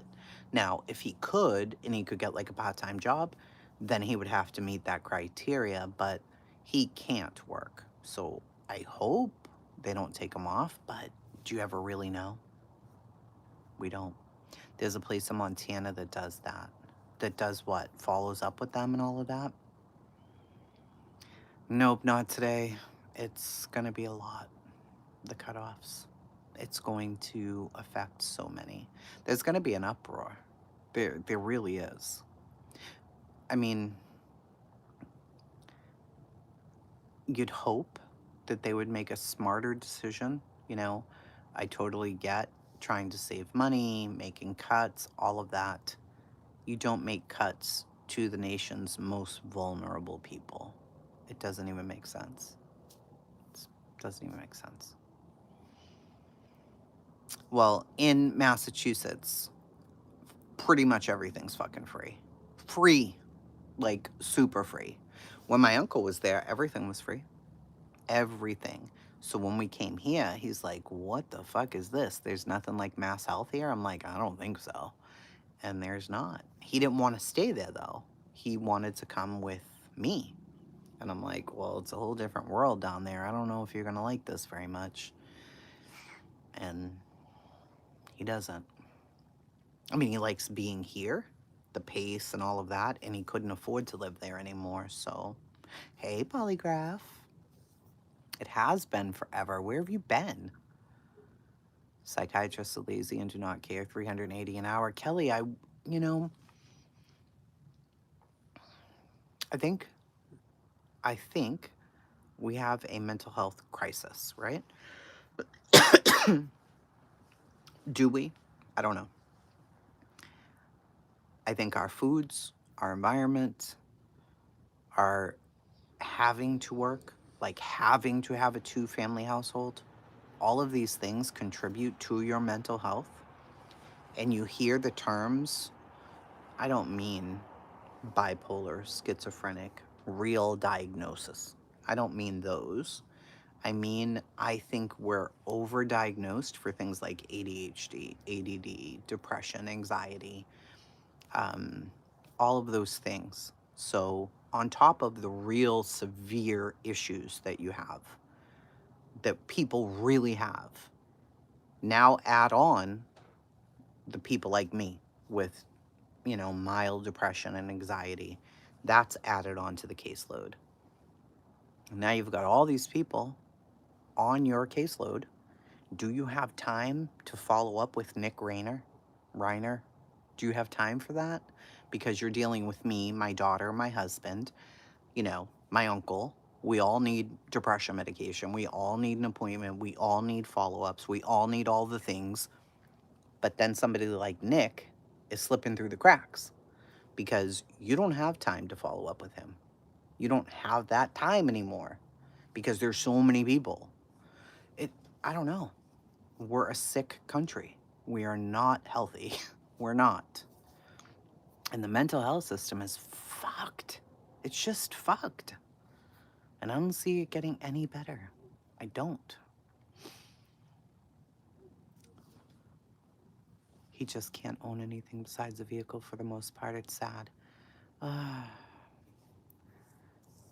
But just DEA, I don't know if it's DEA or DEA, but he did slip through cracks because they had changed his medication. How many follow-ups were there? Was there contact with any family members? Because, we may not even know when you change our medication. Oh, I guess, I'm feeling all right. I'm going to give it a few more days. Is there somebody in their life that can say, Tracy's acting crazy? She's acting angry. Is there any follow-up? I'm not saying Nick's parents didn't protect him. I'm not saying that. I'm saying they changed his medication. Okay? That's what I'm saying. And clearly, Nick slipped through a crack. He slashed his parents' throats. I'd say that's a pretty big fucking crack, wouldn't you? And it was right after the medication change? Sounds like a crack to me.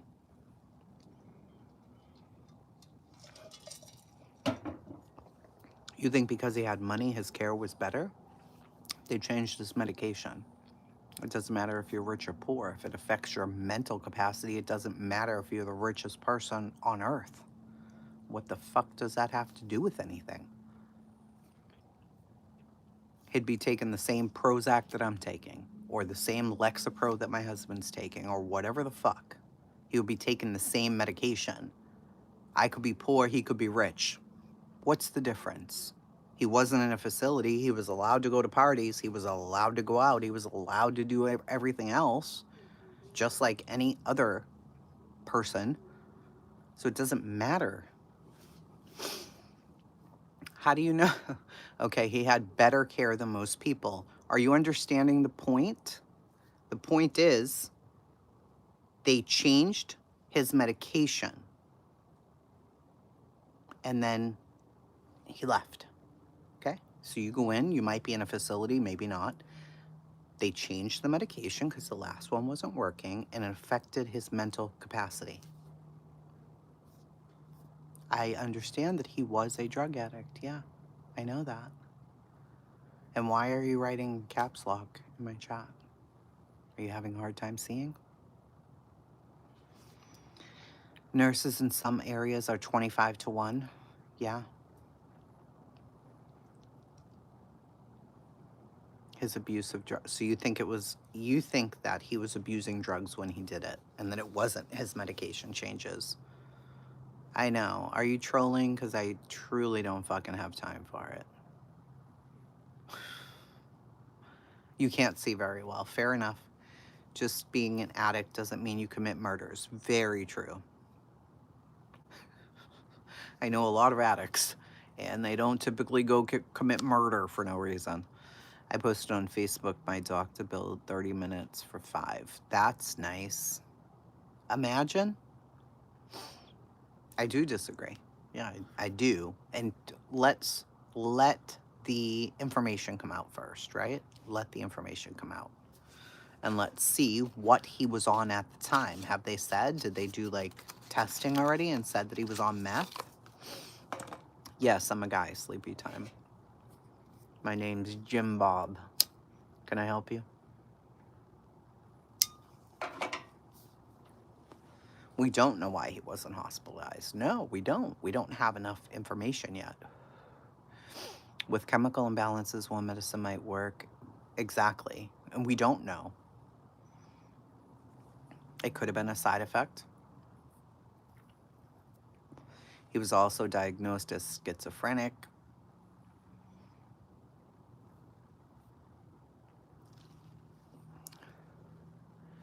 You don't know if his parents enabled anything. You have no idea. I've been through psych med changes and gone into complete psychosis. Yeah, exactly. I think he was headed to MacArthur Park where he was caught, or Skid Row. No, I just love Jack Nicholson. I'm not him, though. Nobody knows. Yeah, that's Jack Nicholson's wife to you, bitch.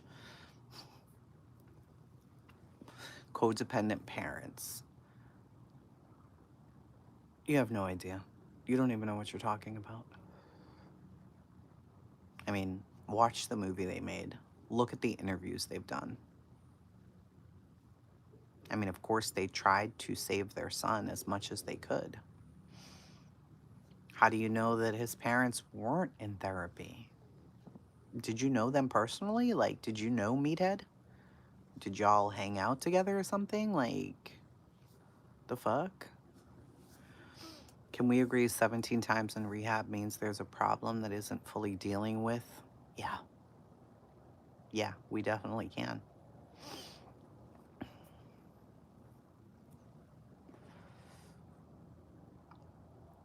Hey, Casey. I mean, we don't know all the ins and outs. See, this is the whole true crime thing, right? So, the parents get killed. There are issues allegedly with medications. We don't know. Nick has been in and out of rehab. Clearly, he had problems with drugs. We don't know all the facts yet, and people want to speculate about it, right? So, to me, that's a lot of disrespect towards the parents. Like, even saying, oh, his parents were codependent, they needed to be in therapy, they needed to do this. They are dead. They were slashed to death. It feels very disrespectful, in my opinion.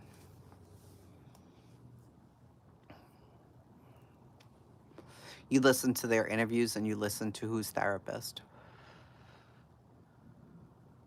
I believe the parents loved him very much and they were doing all they could to save him. I agree. And we don't know.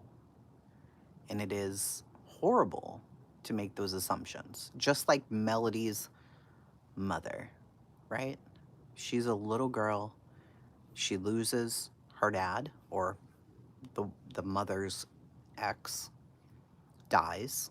She goes crazy. By all accounts, everybody said her behavior totally changed. She became, reclusive. She was acting very, very strangely, keeping Melody from everybody, just acting really weird.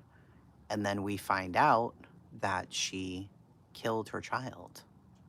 Was mental health a part of that? What happened to her? Did she snap? Were there mental health issues prior to that were not addressed? We don't know. So it's not right to just make all these assumptions. Yes, you want to be mad. Like, who the fuck? Why? Why did you kill your child? We don't know the whole story yet. You can't love your kid too much. Tough love, sure. And I'm sure they showed him that a lot, but, you would understand that you try everything to help them, but sometimes it doesn't work. You've lived it, so believe me. Just because you've lived it doesn't mean your life experience is the same as Nick's or anybody else's. There are people in here who've lived it too. And I'm sure their life experience is not the same as yours. Very different.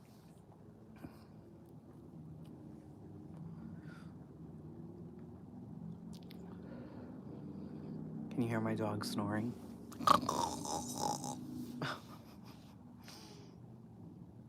Lola, are you snoring? You snoring? Oh, that's little mama snoring.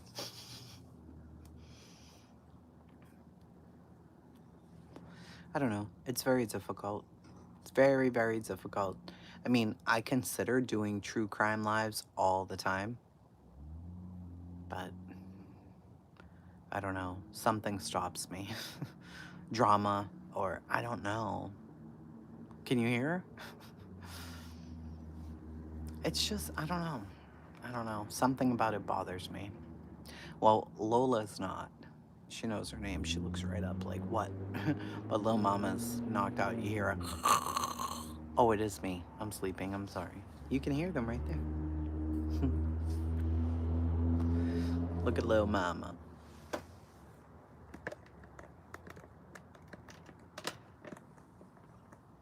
See her? Lola's awake, but Lil Mama's not. Well, she's a little bit awake. She heard me move. I'm not allowed to move. She will freak out. She'll be up in 2 seconds the minute I move.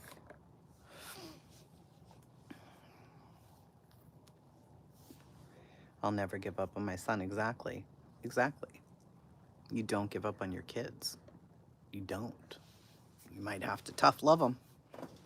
Love them from afar, but giving up on them. How do you give up on something you gave birth to? I don't know. They do have the cutest faces. Those two are so addicted to me, though. It's a lot. They got into a very violent fight yesterday over nothing. Food. Which they eat together every day.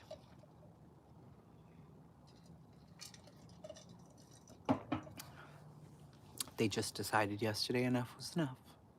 And they were going to fight. And I let them. I'm like, I don't even care at this point. Go ahead. The way those two fight, though, they get up on their back legs and like face to face, and they use their paws. It's like a girl slapping fight. They just hit each other and make crazy sounds like, but they're not really doing anything. Yeah, they just had enough. They were like, I don't give a fuck, bitch. But they're together 24/7. They clean each other. They cuddle each other. They sleep together. But yesterday in the kitchen, they were just like, bitch, I've had enough. I don't want you looking at me. And then that was it. They went at it. My boys do that all the time. The two males, ugh, all the time. They fight like lunatics, but they're the same size too, so it's like, they'll be all right. I only worry if they try and go after Aries because he's so big compared to them. And Seven will do that. Seven's little as shit, and he'll go for Aries' face. Aries could snap his neck if he wanted to, but he's so well behaved, he just, you know, and he leaves him alone. But they are back. Yeah, it's like, hold me back. I'm about to fuck you up. And they don't do anything. It's crazy town. Chronic user. My mother tried everything to help him, but nothing worked. She had to cut him out of her life. Yep. See, I found out he died an overdose. Connie, would you have rather kept trying? See, I'd hate to find out like that. I would fucking hate to find out like that. I worry about that with my childhood best friend. I always hope that she's recovered, and I do Google her name. But they all do they all need Ativan because they are wild. They're all crazy, every one of them in this house, including the cats. They're psycho. Yeah, Connie, that's... Oof. I have gone over it in my mind many times. I did try, but I couldn't help him. It's so rough. My grandma enabled my sister right to her death. It's a very slippery slope, loving an addict. It so is, Ange. It really is. My childhood best friend, we met when we were going into the... I guess we were 10, 9 or 10 when we met. And we were best friends all the way up until I moved here, and I tried loving her through rehab a million times and jail. And it just wasn't getting better. She ended up on Suboxone, for a little while. She ended up on methadone for a little while. She's done rehab more times than I can count. Um, she was one of those women, is one of those women who are naturally beautiful no matter what she has on. She could be in pajamas, and she's like one of those girls that you're like, God, she's gorgeous. She always looked that way. She's just stunning. But her mother was a murderer. Her mother killed killed a girl at a bar for wearing her shirt. It was her roommate, and it was the woman that Susan killed was one of the daughters of my grandma's best friend. So it was all like connected, but I didn't know that when I met Sherry. Sherry was in a foster home across the street from our house, and that's how I met her. We did not like each other at first. She was very sassy and rude, and I was very sweet. And so I was walking to the store for my mother, and she told me, shake it, don't break it. I was like, what? We were kids. I was like, okay. I went home and I told my mom, like, I don't know, some blonde girl lives over there now and she's rude. And after a few weeks, we got our school assignments and we were in the same class. So we became best friends. Anyway, um, when we were just young teenagers, she had me take Polaroid pictures of her naked to send to Playboy.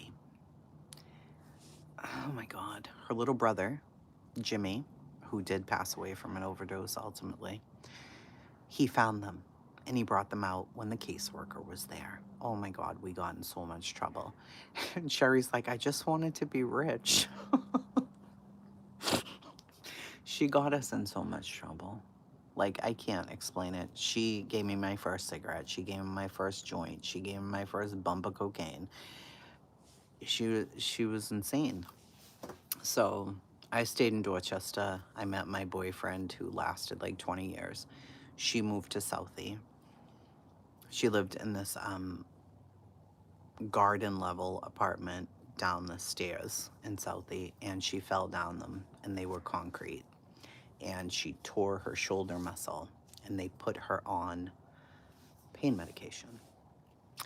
Her boyfriend, Ralph DeGrandis, his brother is a boxer in Southie. If you look these names up, you'll see. Ralphie, who also died, he was an ex-user, ex-heroin user, and he ended up introducing her to that. So when I tell you, she was like OCD. All her stuff was name brand. Everything was gorgeous.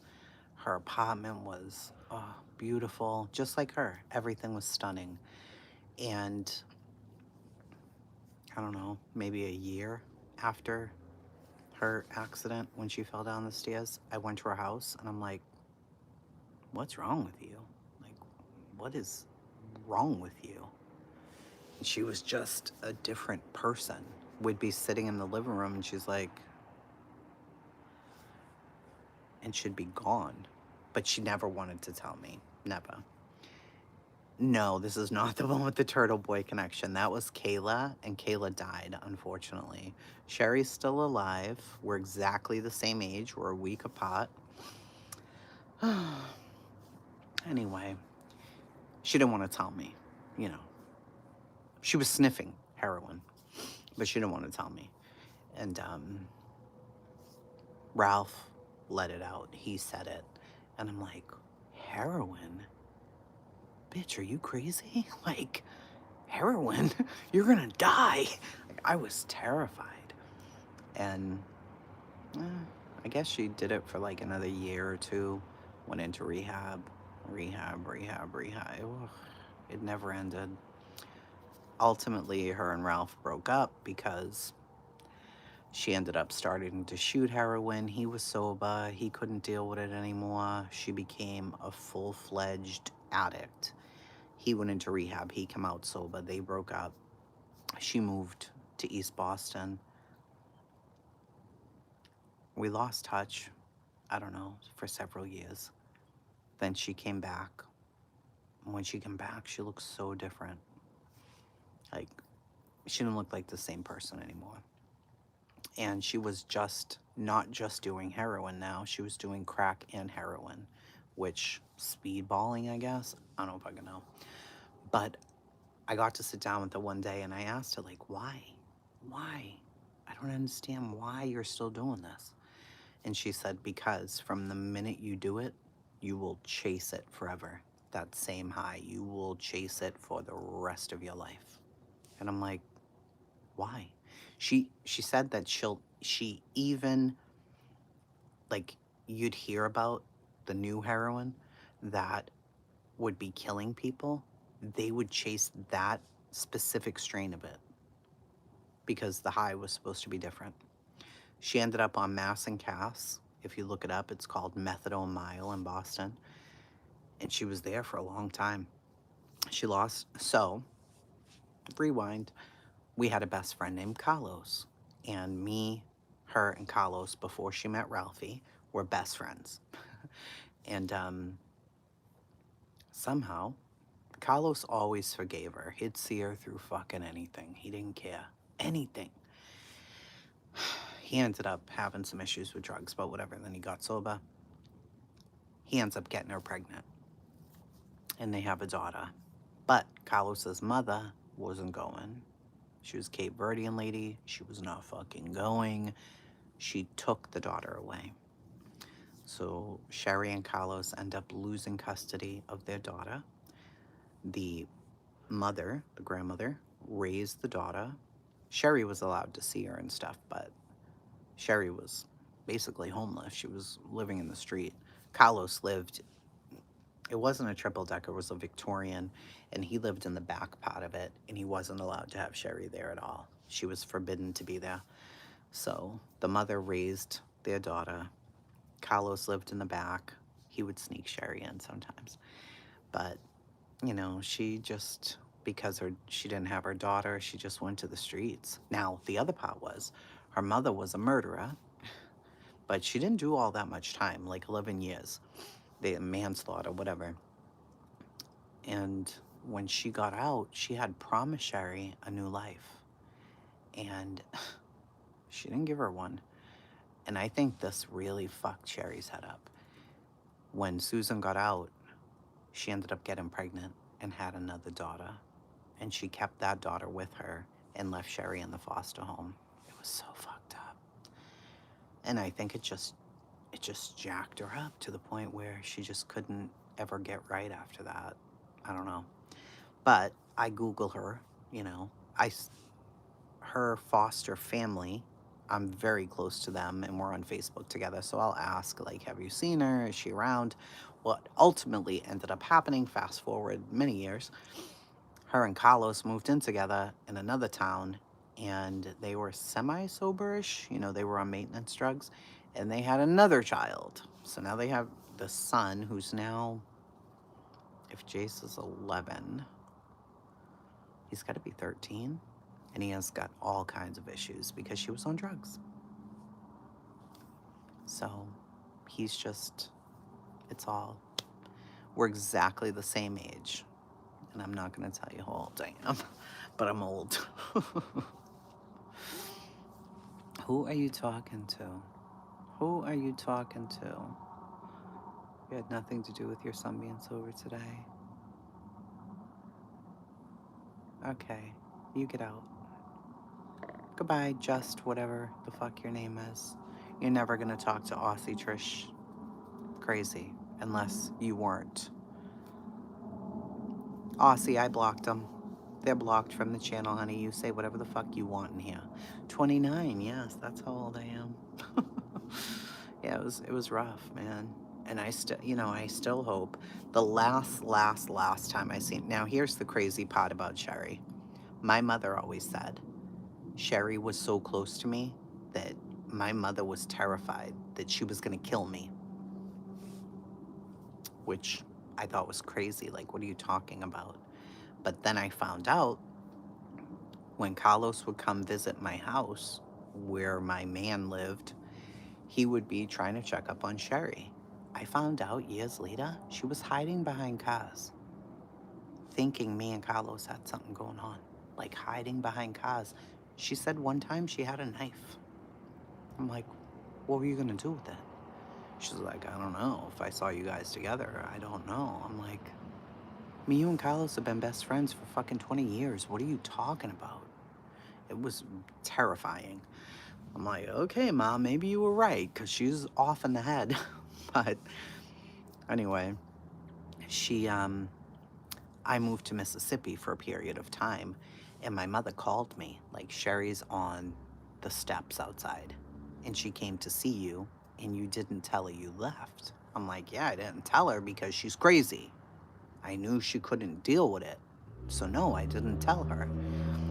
She was on my steps, triple decker. My mother lived on the first floor, rocking back and forth, like, why did you leave me? I'm like, okay, bitch. So when I moved back home, she came to visit, and I'm just like, and you know, I knew she'd been living on the streets. She was a prostitute, you know, unfortunately. I mean, she had to pay for her habit, so she was a prostitute. And, you know, she gave me a hug and a kiss, and I was okay with that. But then she wanted to, like, hug and kiss my son. And I'm like, no, no, mm-mm. Because I don't know. Like, I don't, what, no, no. And I'm like, you know, you've been living like under bridges. And she stabbed a dude under a bridge. That's another story for another day. But she ended up going to jail for one of those because, I mean, she was a prostitute. So they're supposed to be like giving her the money. And sometimes they would not and try and beat her. And she was fucking strong as an ox. But I mean, I would guess if you're like on all kinds of heroin and whatever, you're not as strong as you were. So she would always carry a knife. But that's when she became like a street prostitute. A couple of the executives for the Boston Red Sox would pick her up at like 4:30 in the morning and do the business, you know what I'm saying? And pay crazy money because at that point in her prostitution journey, she was still beautiful. Beautiful. I mean, the last time I saw her, that's what I was getting to before I moved to North Carolina and didn't tell her. I wasn't going to tell her. Like, what if she wanted to murder me? No, I'm not telling you. I'm just leaving. Anyway, she had like 5 teeth left. I was baffled. I was absolutely baffled. Like, her cheeks were like super sunk in. She probably weighed 105 pounds. I was shocked. Absolutely fucking shocked when I seen her. It'd probably been like a year.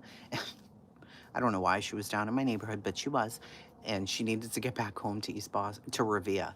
And she didn't have money for the train to get back. And I'm like, so she comes to the door. It's like 8 o'clock at night. I'm an old lady, right? I've been here 6 years, so this was about 7 years ago. And I hear the knock on the door. And I'm like, she's the only bitch who would ever come to my door unannounced. So I look out and I'm like, oh, fuck me. What? It's fucking 8 o'clock. So we're like, what do you need? And she's like, do you have any cigarettes? I'm like, I haven't seen you in like 6 months. Are you really here for cigarettes? She's like, yeah, and some money for the train. Come in.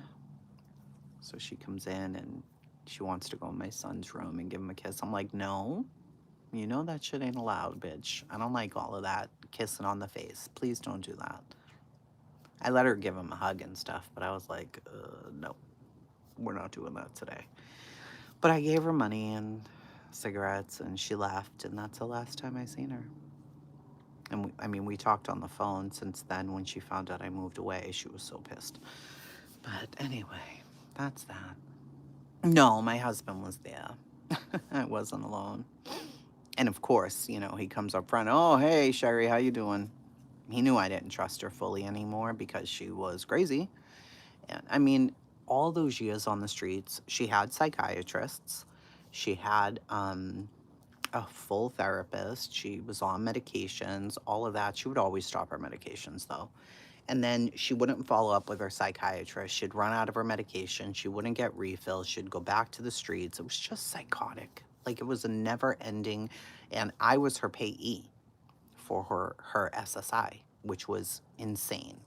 I agreed to do it when I came back home from Mississippi because she wasn't in the right frame of mind to have control over her own money.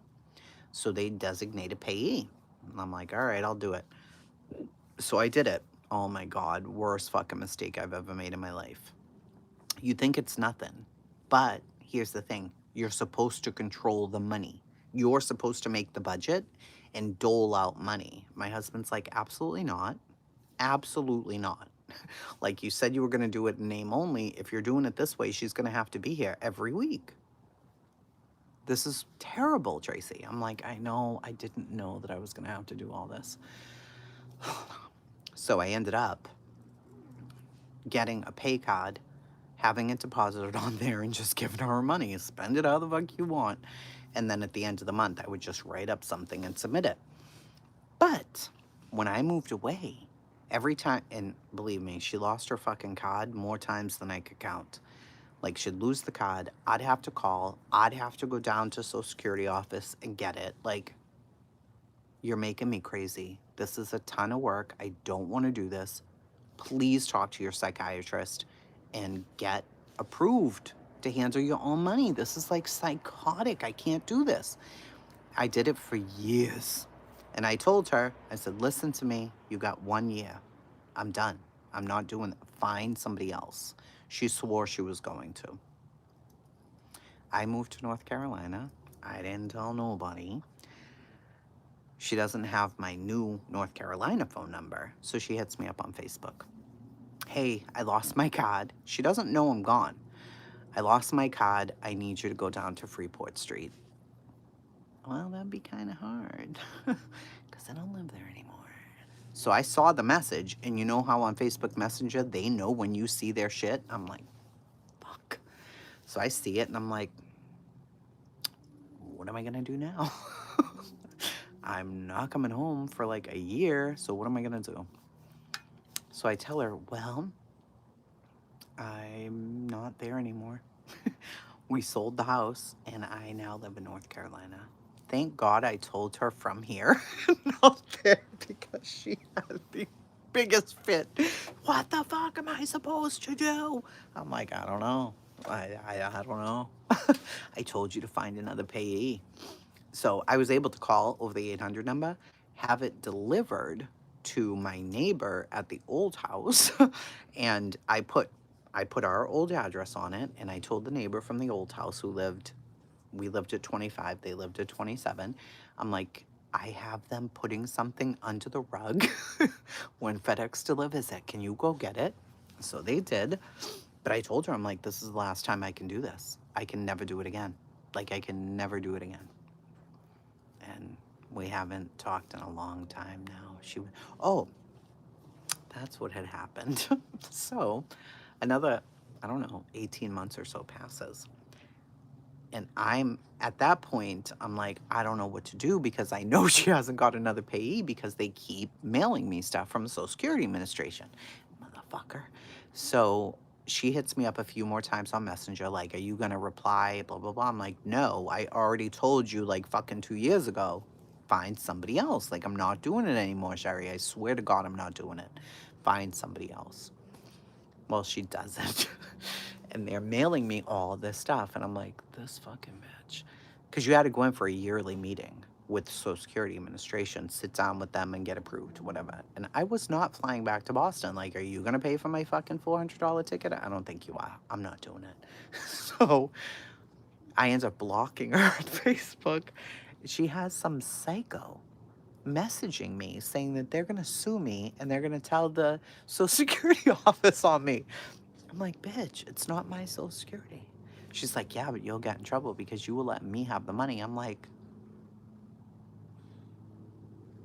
how dare you?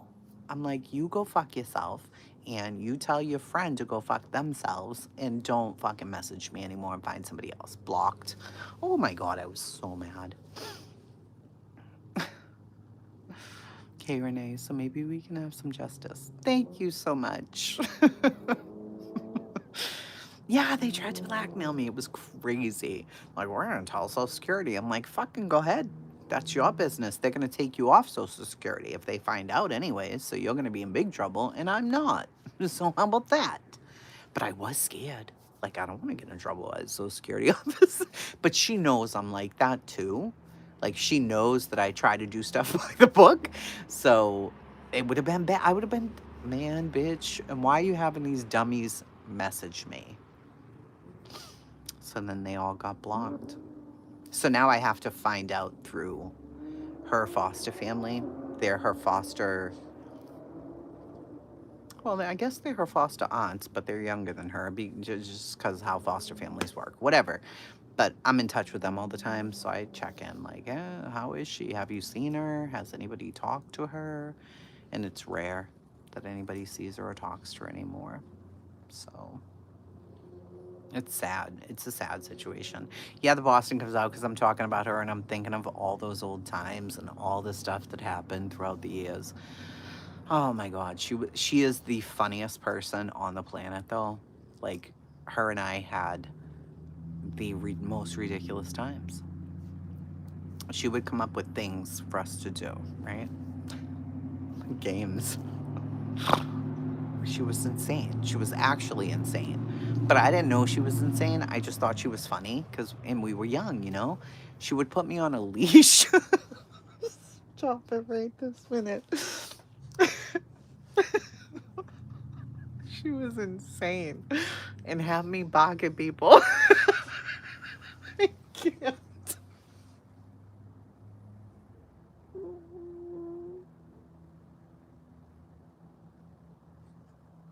And the people would be like, what the fuck? Oh my God. And she had the same cuckoo personality as my mother, and they would make prank calls on people all the time, like psychotic calls on people. And we had this friend. We had this friend who was older than us named Gloria. Do any of you remember the Hurricane Gloria? Stop it right now. Oh my God. Oh. You guys remember Hurricane Gloria from way back when? I can't.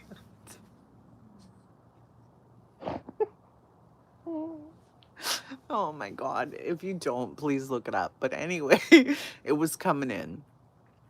And her, Sherry and my mother called Gloria and we're singing that song, Gloria, I think I got your number. You know the song? As loud as they could into the phone. They thought themselves, and it was the old rotary phones, you know what I mean? They thought themselves was like the funniest people on the planet. Like they'd be singing it so loud and they'd fall on the floor laughing. I'd be like, you're both insane.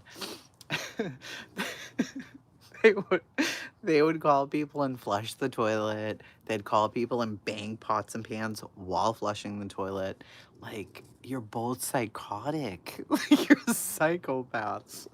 But she loved coming to our house because as dysfunctional as our house was, and it was, being a foster kid was worse. You know what I mean? Even though the foster mother, we called her Nana. Nana was the sweetest lady, Barbara. Her real name was Barbara. And to me, that was my freedom. I'd go to Barbara's house. We could do anything. We'd eat tuna fish out of the fucking can. You know, we could stay up till all hours of the night. We could be outside. We could do whatever we wanted. Nana didn't care. Nana was in her fucking bedroom with the door closed. She did not care what we did. And you had Maria, Teresa, Jimmy, Lisa, Sherry on one floor. And then the foster aunts, which was Shannon and Dawn, Sean, and Jackie on the second floor. So the whole crew of us, plus Chrissy was next door, Gloria was across the street, Leo and Lulu were down the road, Joey was next door, James, and we would all just get together. There was like 30 of us, and we would have the best time. But Sherry wanted structure. Like, I had a curfew. I wasn't allowed to do nothing. I had to call home every hour on the hour. We had to do homework. Like, homework was huge in our house. Like, it was very important. You weren't allowed to bring home anything lower than C or you'd get your ass whooped. I was put on punishment constantly. We had a million chores. It was horrible. I thought it was horrible. She thought it was spectacular. Like, she loved it. Her favorite game in the world to play was Office. She would take notepads from my stepfather worked from Myers Parking downtown, and he had notepads. Oh, she just thought that was the best thing because it had letterhead on it. And she would take it, and she was, I was really smart. She was, you know, whatever. She was, I don't know, night round. You know, she just wanted to learn, right? So we would play school, but she wanted to be the teacher. I'm like, what the fuck are you gonna teach me, you crazy bitch? Nothing. You can't teach me nothing. But I always let her be the teacher. Or we'd play Office, and she was always the secretary, and I would be the president of the company. And she just wanted to take fake phone calls and write down fake voicemails. She was a psycho. And she would go find all these clothes of her foster sister Diane, dress up office clothes, and bring them to my house. They were 10 sizes too big for her, but she'd wear them like a suit jacket with shoulder pads. She was a psychopath. Like, bitch, why? But she loved it. It was like her favorite thing to do. And when I became a professional, I was in HR. I hired her to be our receptionist. Motherfucker, worst mistake I've ever made in my life. I hired her. She looked the part. She stole all the clothes. She boosted them. But anyway, it didn't matter. She looked professional. She looked great. But she was insane. And I didn't know at the time she was shooting the heroin. I didn't know. So, a couple of times, my boss, Gene, was like, is Sherry okay? I'm like, oh yeah, she's tired. I'm gonna fucking kill her. So I take her in the room. I'm like, what are you doing, bitch? I hired you. They know you're my best friend. If you're high, I swear to God. She's like, I'm not high.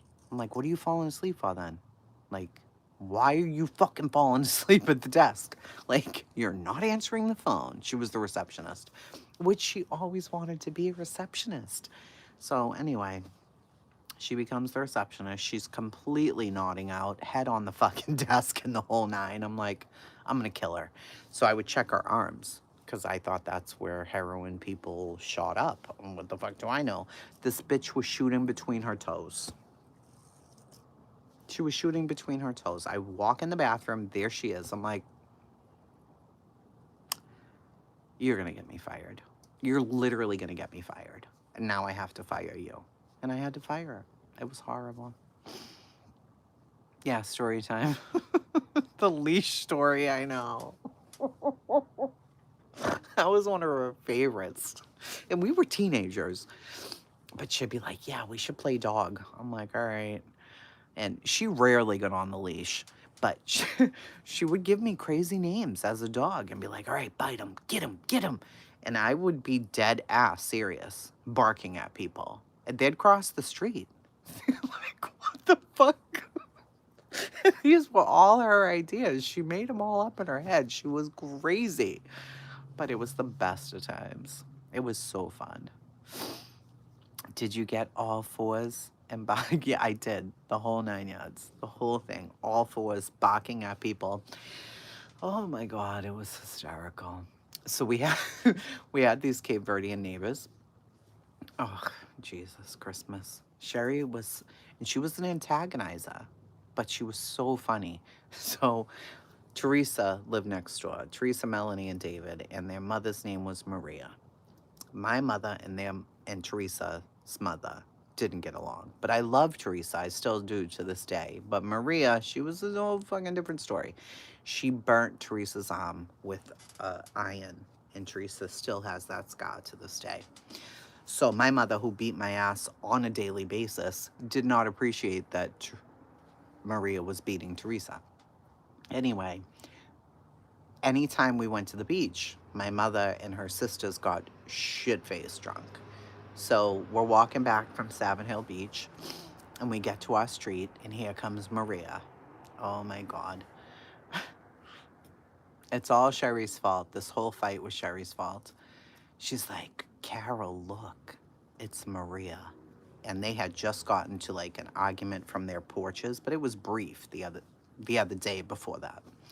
So she's like, look, it's her. She's outside. And I'm like, don't start any fights because Teresa would be stressed out. And Teresa was my age, but the other ones were littler. Anyway, my mother's like, what are you going to say now, bitch? All drunk as a skunk. Well, Teresa took off her shoe.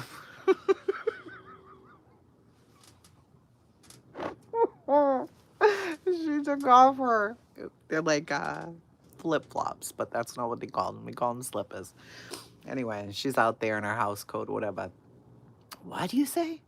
My mother's like, what do you gotta say now, bitch? And she's got her sisters and she's got Sherry, and I'm in the back going, oh God, please don't let this happen. And she calls for her husband, whose name's Sheba. Sheba! Sheba! Sheba comes out. Sheba, she calling me bitch. She calling me bitch. That became me and Sherry's greeting to each other for the rest of our time together. We could be in a grocery store and she would yell out, Sheba! And I would yell back, she calling me bitch. That's how we would find each other. It was the chancla. It was. And she threw it at my mother. She missed by a mile, but my mother's like, oh, you fucking threw a shoe at me. I'm like, Ma, please don't fight with her. They're going to call the police. This is so embarrassing. They didn't fight. They yelled at each other, but Sheba came out and he took care of it. But yeah, it was going down. Yeah.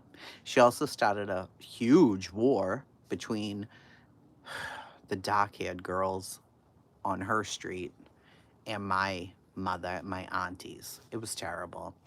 Thank you, Aussie Trisha. Thank you so much. The only reason aw, thank you. I love you too. Thank you so much, honey. We had such good times though, but it was crazy too. She started that whole fight. We ended up leaving my poor cousin Anthony behind in the car. Like he was on the road and they drove away after a huge fist fight. Oh my God. Sherry was so crazy. She was just crazy. She was a crazy person. But she was fun. And she definitely went in and out of rehab a million times. It was brutal. You make family dysfunction not too bad. It was. I mean, it was really, really dysfunctional, but for whatever reason, she loved it. She felt like we were on a schedule and my life was normal, even though it wasn't. It was really bad, in my opinion, but to her, it was better than not really having a mom. Because when Susan got out, she could have cared less about Sherry, which was so fucking sad to see. She got remarried to this guy and he was in the union and he was supposed to get Sherry a job in the union on the docks with the fish in Boston and all of that. And he didn't. He got it for her sister Julie. Julie ended up getting the job and not Sherry. Oh, it was fucking brutal. It just spiraled her into this depression like that she could not get out of. It was horrible. Yeah, crazy and in deep pain. It was. You're the sweetest, Aussie Trish. Thank you so much. It did. I mean, so the lady that Susan killed their last name is O'Shea. And that was my grandmother's best friend, Betty O'Shea. Betty's daughter, Janine, was killed by Susan in the bar that I grew up in. But it was before. No, I must have been born, but I didn't know because I was a baby. Because they found Sherry at home alone in her crib. She was 1 year old, so I was 1 year old. So Susan and Janine lived together. They were both on drugs. They went out that night to a bar called JC's up from Jimmy's bar where I grew up. But first they were at JC's, then they went to Jimmy's. And when they got there, they were having a huge argument because Janine wore Susan's shirt, which I'm sure they planned because they were roommates. But anyways, You know the hair picks for the afros, like that has all the prongs on it, the metal ones? She stuck it into her fucking throat and let her bleed out on the bathroom floor and went to another bar. That's how she killed her. Can you imagine? One of my uncles, my Uncle Peter, was in the bar that night. Good night, Connie, sweetheart. Yeah, that's how she killed her. Stabbed her right in her fucking throat and left her there to bleed out on the floor of the bathroom. Who does that? And I want to say she only got 11 years. I'm pretty positive that's all she ended up getting. Susan. So her last name now is Butts, Butts, but I want to say it was Susan Meany, Meaney. No, that's not right. Susan Meany or Susan Butts. Anyway, if you Googled it, the daughter was Jeannie, but what her full name was, well, her last name was O'Shea. But anyway, that's who she killed her. And this was in the early 70s. And okay, so when they found Susan that night, it was like mid-morning, 3, 4 in the morning, they found her, they arrested her. When they went to get Sherry, she was in her crib by herself. She had been in there a day and a half, alone, soggy diaper, nasty milk, the whole 9 yards. They took her, they put her in foster care. No, a woman, she killed her roommate, a woman. My friend Sherry stabbed a man. That's different. Sherry's mother, the way I met Sherry is she was in foster care because of what her mother did, right? So she did it over a shirt. Yeah. So Sherry first went to a rich foster family in a place called Linfield. She lived in a mansion and everything. And they were so fucking abusive. They used to whoop her with extension cords and everything.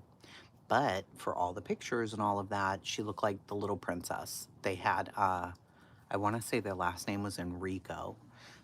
They had all boys, and Sherry was the foster girl that they wanted. They kept her until she was 9, and then they got rid of her. They didn't want her anymore. Oh, Gavel. She did have a lot of traumas. She did. She did. Yep. She did. But I mean, she could never get it together because there was so much happened to her over the years, you know? So when she was 9, she ended up at Nana's house across from me. And that's how I met her. And then we grew up together. We were together forever. I mean, 24 hours a day, 7 days a week, we were together forever. But I met my ex when I was 11 and a half, right? But I wasn't really allowed out of the house to see him, but we were boyfriend and girlfriend. So when I met him and I started changing a little bit, that bothered her a lot. They never got along. He hated her. She did not like him either. Like, it was bad. I was her only stable person, yeah. Because I was always there, you know? I also was like a nice kid, you know what I mean? Like a nice child, so I wanted to help her all the time. I felt really bad, but I thought, you get to live this carefree life where, you know, you could do whatever you want. So to me, that was exciting, but to her, it was chaos. It didn't make sense. It was bad. It was rough for her, but too young for all that pain. Yeah, I mean, she became, I think she went on the street. Well, I can't say for sure. Around 16, there was a guy at the corner of our road who sold cocaine. His name was Polito. He was an old man. He was a piece of shit. And she was having sex with Polito and some of his boys, whatever. And Polito at that time was in his late 50s, and she was 16. And they would take her downstairs into the basement, and she would come back out with cocaine. So she was already doing crazy stuff at that age. Maybe she was even younger than that. I don't know. But she was young. And then she kind of got back to normal. And I want to say when she was like, I don't know, 20. Her daughter's going to be like 21, 22, something like that. 23, maybe? I don't know. She's much older now, so she might even be finished with college. I don't know when her and Carlos really got together, but when they did, she straightened up for a little while. So she said she knew it wasn't on purpose. What happened? I walk around with an iPad, chat's open. I hit tabs on accident. Sounds. What happened? What happened? I have.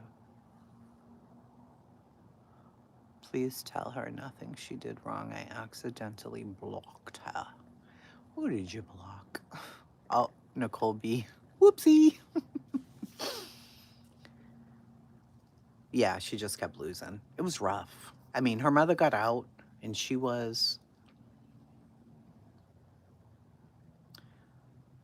had to be 12, 13 maybe. And her mother promised her all this stuff from prison, like, oh, we're going to have a new life and you're going to have a pink room and like all this bullshit, you know? And we believed her, you know? We're like, oh my God, you're going to have the best life when your mother gets out. We were kids, you know? I'm like, yeah, our mother's a whole fucking murderer. You know, I don't think you're going to have the best life, but whatever. So, oh, I'll tell you about her dad in a minute. I forgot all about Charlie there. My God, was he beautiful. He looked like he fucking walked off the pages of a magazine himself. But she didn't know that was her dad until we were about 15, 16. She was selling her ass and he wanted to become her pimp. But she did not know that that was her dad. And I'm like, you guys look an awfully lot alike. And come to find out, it's her whole fucking father. Anyway, Susan gets out, meets this other dude, and he's like gross. And she marries him because he has like a stable union job, whatever. And they move, and she gets pregnant right away and has Sherry's little sister. Well, we're still thinking she's going through the paperwork to get custody of Sherry back. She never did. She never did. One positive thing that Sherry, we thought, had was Sherry's grandmother, Susan's mother, Grace. Sure, you're right. She lived in Southie in the projects. She did meth every day and crack. She lived to be in her 80s. That motherfucker was high as the day was long, bitch, and meaner than a scorpion. She was terrible, but she loved Sherry. She really loved her. She gave her like a little bit of stability when the world was crazy. Like when Sherry would really need somewhere to sleep, she could go to Grace and she could sleep there. Yeah, okay, her father, Charlie. Oh, Charlie. Man, was he beautiful. My God. She looked just like him. So she told me she had an idea that this could be her dad. And I'm like, but how do you know? And she's like, it's one of the names my mother mentioned, and I really think this is my dad. And I'm like, oh, okay, whatever. So we're at the corner of Columbia Road and Dorchester Ave at the gas station. Here he comes. Bell bottoms on, fucking crazy fedora hat, the greenest eyes you've ever seen, the darkest tan, beautiful man. And he's talking to her, right? And she asks him specific, straight out, did you know Susan Meany? At the time, I believe her name was Meany. And he's like, oh yeah, yeah. She's in the joint and all of that. So they're talking. She says to me after, I know him. Like, I know him for sure. He was trying to get me to work in his stable of girls. I'm like, bitch, he could be your father. He was trying to pimp you out? She said, no, he saw what I was doing, and he said for protection, he wanted a cut. So yeah, he was trying to be her pimp. Yeah. Bombshell Reloaded, you motherfucker. Where you been, ho? Merry Christmas. Yeah, Grace was, Her grandmother was done, son. Crazy town. Like, literal crazy town, the grandmother was. Now, Susan wasn't crazy. She was just a murderer. She was on drugs and she murdered somebody. Grace was cooked. Completely cooked. Cooked. Like, there was no reality in her brain. She knew who Susan was. She knew who Sherry was. She knew her other grandkids, but she was cooked. The drugs fried that lady's brain many moons ago. You and her father should be... Yeah, he should have been protected. Well, at the time, I don't know that he knew for sure. Now, years later, we found out Susan had told Charlie that he was the father. When I tell you they were identical, they were identical. Sherry and this man. She looks nothing like her mother. Her mother was ugly, but her father was beautiful. She looked just like him, and he had to have known. He had to have known. He ended up dying of AIDS. That's how he died. Very sad. Very sad. Years later, she said she saw him while she was out on the streets doing what she was doing, you know what I'm saying? And he had his own girls that were out on the same roads doing the same things that she was doing. Motherfucker. Yeah. She was crispy. Completely cooked. Out of her mind. Man, what a story. And that's just my best friend's story.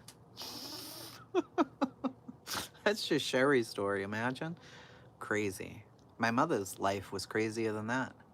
Crazier than that. Her mother didn't kill nobody, so maybe not crazier than that. And my mother never sold herself, so maybe not. Oh, thank you, Jenny. I know. I think about her all the time. We had the best times together. She was absolutely psychotic. And she only wanted to really murder me once, when she thought that I was messing around with Carlos. So just once. I'm lucky I stayed in the house that day because she was on all the drugs. She probably would have stabbed me up had she seen me walk Carlos out or something. But so me, Carlos, and Sherry. This is so embarrassing. But we were kids, so shut the fuck up. Don't judge me, bitch. We thought we were Run DMC. Okay. Right. He would be in the middle and would be on either side. Stop. Right this minute. So cringy. I can't even say the words. It was ridiculous. But he would go like this, girls, and we would go under his arms, stop it right now. But we were best friends. And he looks just like Run. He would wear the Run DMC hat, the chain. We all had the shell toe Adidas. I've already told you guys, I bought mine from the Wahlbergs. They worked at the corner store. That's where I bought mine. Anyway, yeah, we were something back then. But we would walk. We did this walk together. I can't even. I can't even describe to you what the walk was because it's that cringe delicious. But it was the best of times. It was the best of times. You need to see, it wasn't a dance, it was a walk. She didn't hope. She did not have much of a chance at all. Oh, you need to see the walk. I don't think I can do it without other people there. Right? I mean, how do you do it without other people? Hold on. I'm by myself. How would I don't know. All right. So, this is insanity, and I can't believe I'm showing anybody on earth this. Carlos would be like, girls. And one of us, he was way taller than us, and one would get under one arm and one would get under the other arm. And then, shut up, I hate you people right now. We would walk like this. And would walk all the way down the street like that. I hate you all. I need my cigarettes.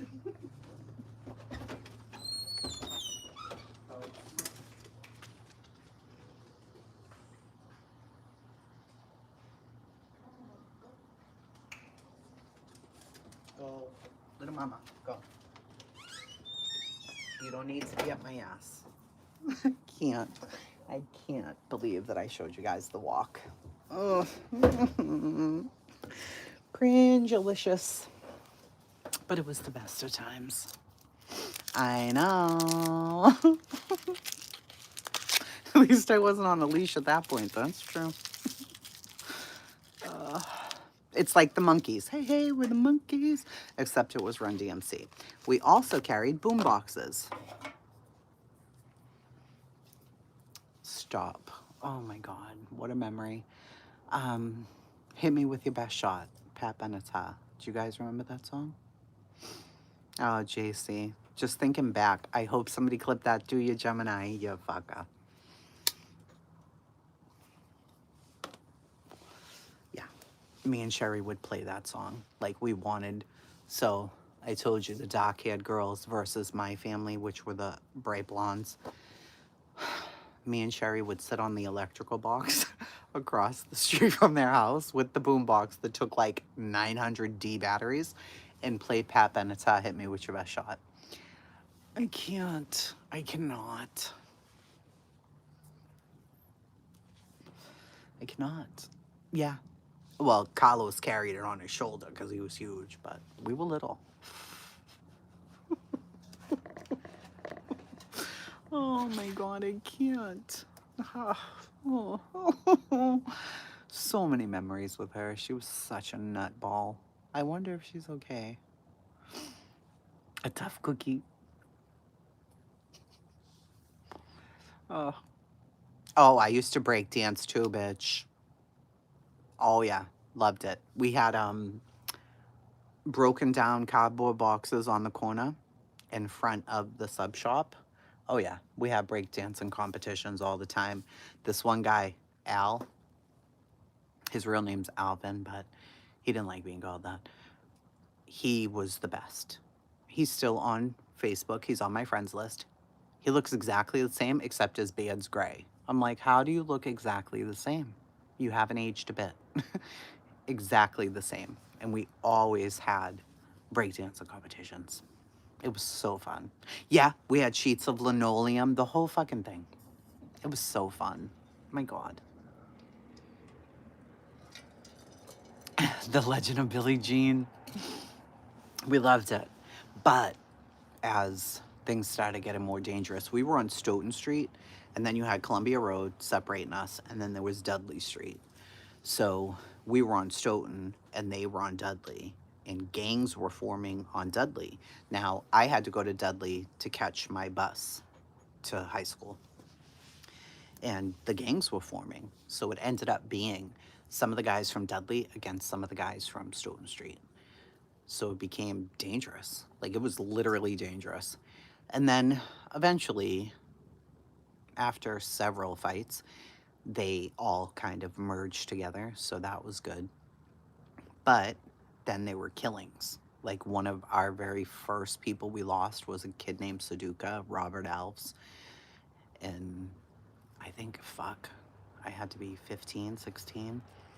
And then we lost Bobby Mendez. We lost Larry Mendez.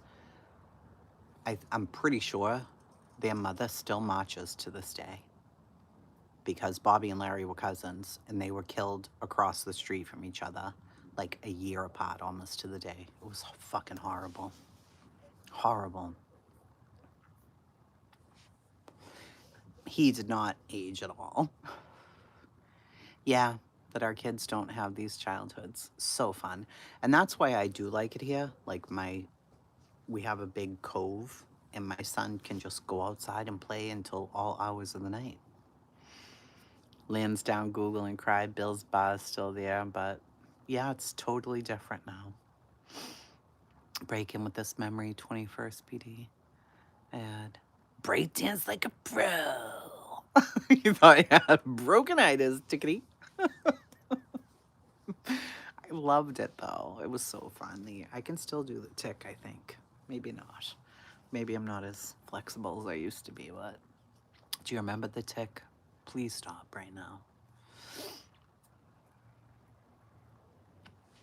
Exactly. Break dancing on the corner. How do you beat that? Seriously. It was so fun. and you could get a slice of pizza and a Coke for like $1. Like, it was the best life ever.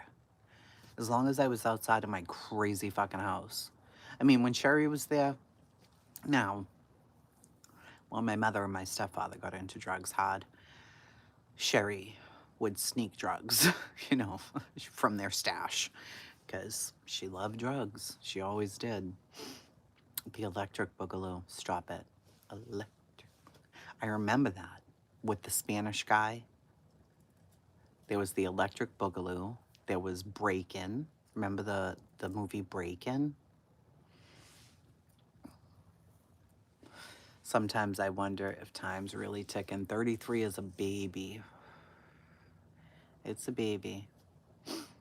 I I think I just had my first kid when I was 33. Right? 32? No. 31. So close, though. The centipede. They were the best times. Best times. Crazy times, though. 33's a baby for sure.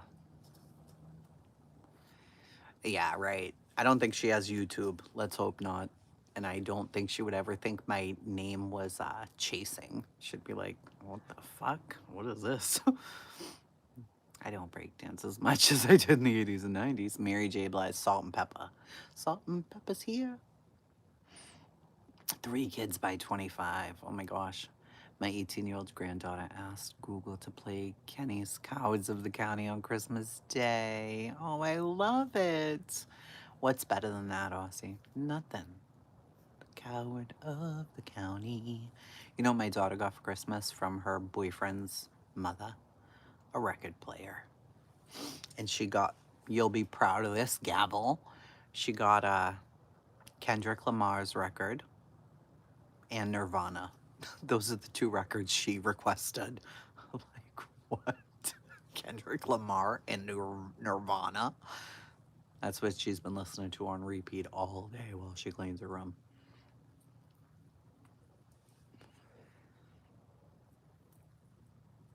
Gen X, I will not conform. Yeah, 32, first kid, yep. Bipolar playlist, yeah. I was like, really? You got Abby a record player? Yeah, she got a record player. It's really nice. Yeah, I'm like, really, Alex? Nirvana? But her boyfriend is, he's a guitar player. I don't know which Kendrick one it is. I don't know. But it's the Nirvana one with the naked baby on the front, that one. So, Dad listened to the 60s in the car as long as the kids. Yeah. We were feral, and it's the best ever. It was so great. And that's what I want my son to feel like, you know?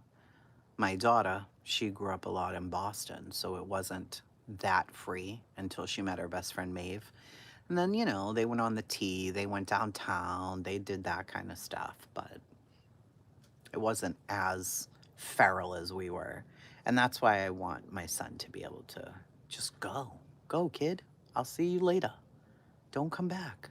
Go play. GNX. I want to say it's GNX. I'm pretty positive. Hey, Linda. If the front is just like a picture of him, I want to say it's that one. No internet. No nothing. You just played outside. I did have a beeper eventually. It was so simple back then. I mean, there was nothing. You just went. You had the best time ever. Ever. GNX was the latest. That's the one she got. Does it just has a picture of a guy on the front. Oh man, the beepers, boy, bye. I really thought I was somebody. You still have your beeper? Stop. And you could send messages, upside down letters. I have 10% battery. That's what I tell him. Go, Jace, go. Come back later. Especially in the summer. Forget it. He can't get out of here. So, you know, it's a cove. Go. Go run. Run free, kid. See you later. Have the best time ever. Don't come back until it's dark. Yeah, it's just him. Yep. That's when he's supposed to come home when the street lights come on, but there's been many a night I've had to go searching. Like, where is he? And I'll be in somebody's house playing. And it's just the best thing. It's just the best fucking thing. And that's why we moved out of Boston. Because I would never, never let him play out in Dorchester like this. Never. Leaning on a black. I think that's it. I looked at it so briefly because I was so surprised by Nirvana. I was like, one of the things I bought her boyfriend for Christmas was a Slash. It's not a bobblehead. It's like a mini Slash. I don't know what they're called, but it was so cute. And I got him a pouch for his bearded dragon he can put it on a leash, and the leash has bat wings for his bearded dragon. It's like a crossbody, and I bought him a skull cap with Wi-Fi in it so he can listen to his music. Oh yeah, you could tell if you were in trouble. It's 10 p.m. Do you know where your kids are? Scott gets a little more paranoid because, Jace does have autism, so he gets paranoid. Like, where is he? What's he doing? I'm like, dude, he's playing. He'll be fine. Leave him be. I wasn't like that with Alex. I was nervous because Dorchester's fucking dangerous as fuck. So, I mean, we had a shooting at the park at the corner of my house. No.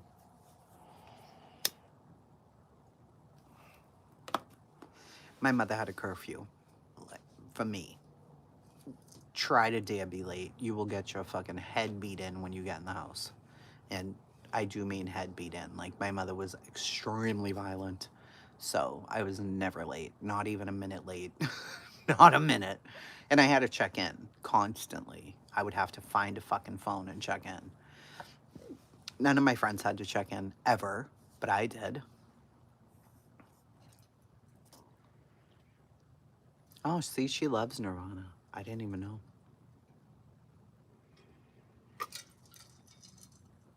I have one sister. Well, technically two. One that I grew up with, and then one that I found last story because we have 9%. My mother always told me my father's name was either Johnny Omen or Kevin Martin. She didn't know because she slept with two guys on 4th of July weekend. And I'm like, oh, that's nice. So she had no idea. Johnny Omen was an accountant who lived in the Cape and had a lot of money, and he was married. Kevin Martin, she didn't know where he was.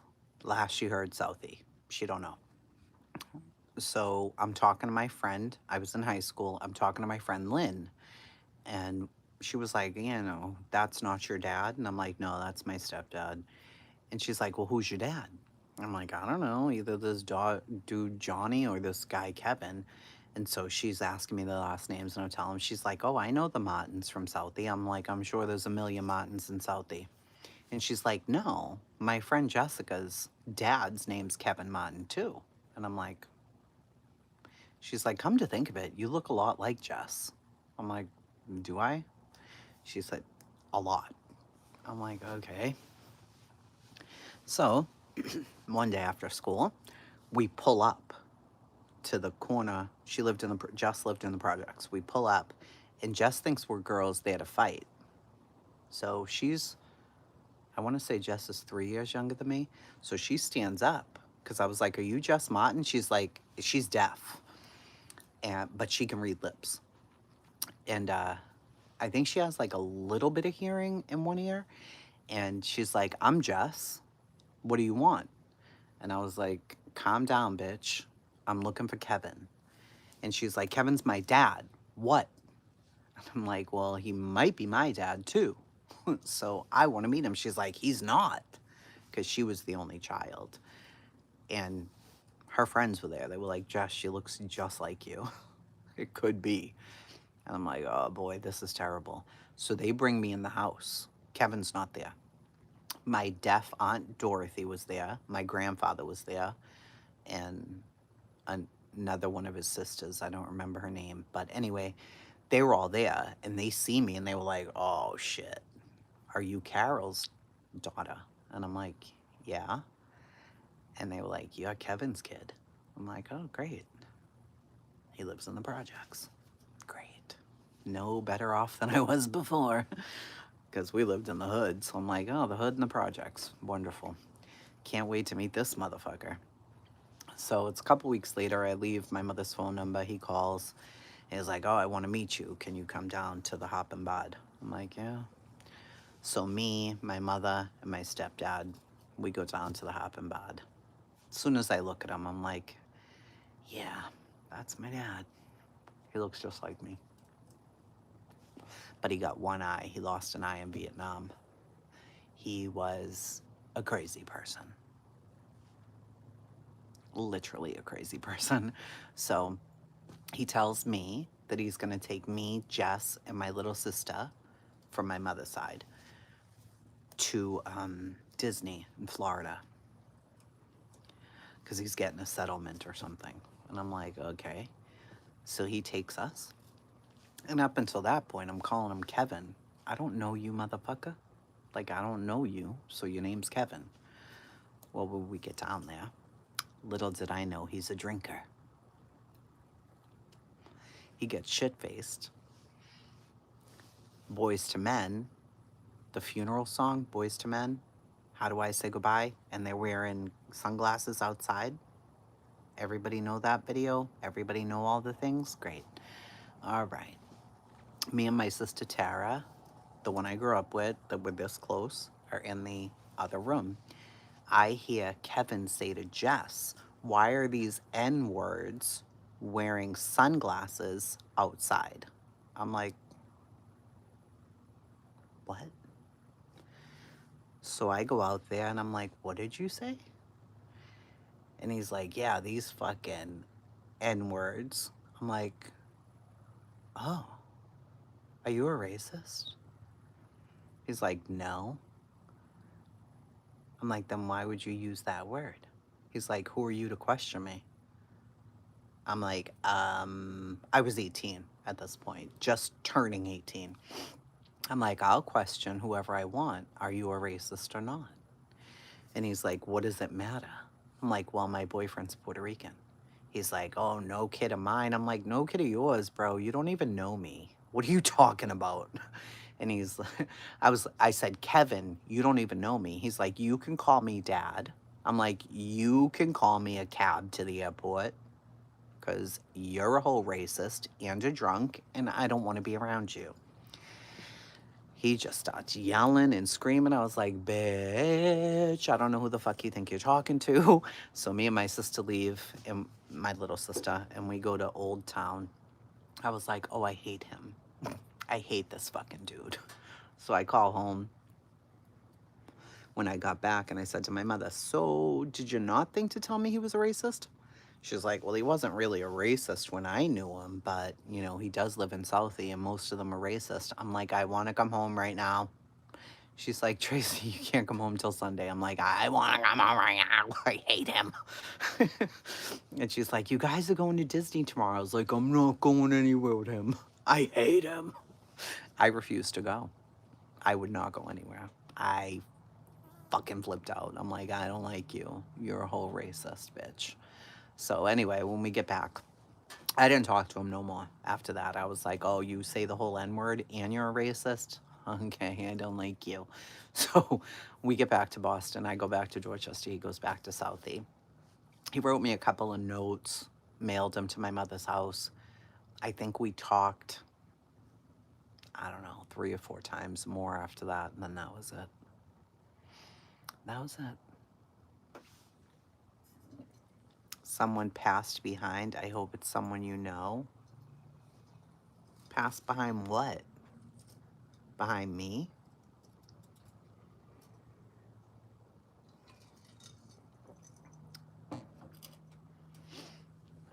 No, I don't think you saw a shadow. I'm up here.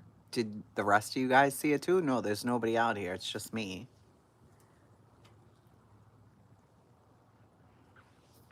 What?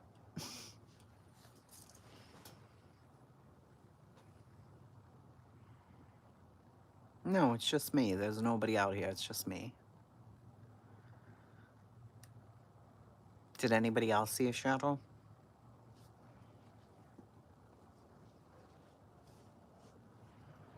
I do have a ghost who lives here, but I don't think he'd be on the porch. He stays in the house. So, no, you guys didn't. Okay. Don't play with me. I know my ghost has been doing stuff in the house, but you thought you saw somebody go by quick? Great. Yeah, the ghost lives in the house. But, oh, you can see my shadow? How? What? No. You can't see my shadow. I don't see my shadow. My shadow's over here. That's my shadow over there, see? Oh, so maybe that. I don't know. Gemini. Well, gotta go back. Over my right shoulder, right? No, this is my right shoulder. I don't have a shadow over there. What are you talking about? There's no shadow over my right shoulder at all. There's no shadow. Because the light's coming this way. It's over here, see? What? Left shoulder. No, sometimes there's not a shadow over there. There can't be. That's not how light works. What? No. It can only be this way, because it's over there, and not over there. See? It doesn't work that way. No. What? You'd know my ghost. My actual ghost. Oh, you thought I was flipped. I got ya. Bro, it just happened? Stop it, Gemini.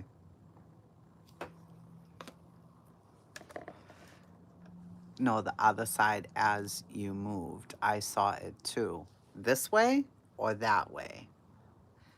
So I'm going to point this way, and you say yes or no. This way?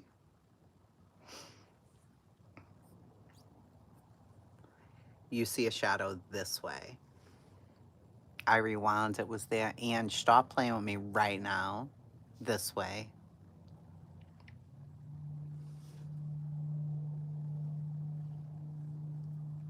Yeah, but there's nothing there, though.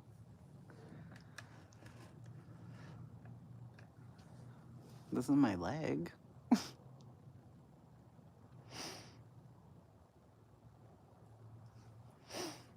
There's a shadow this way, Ange. I don't see it. This one is over there. That's me. See? That's me. But not this way. There's nothing over here.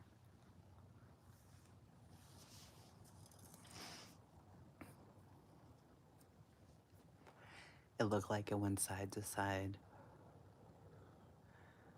It went from one side to the other. It's fleeting, but it's real. One side to the other. Something was moving.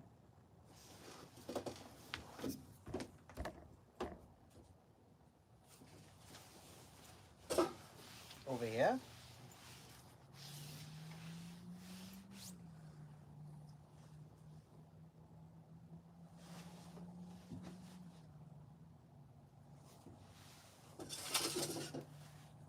I don't know.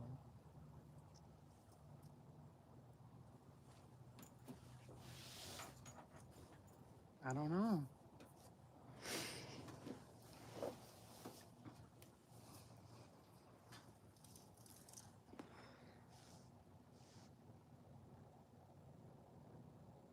Almost the same, except closer to the wood.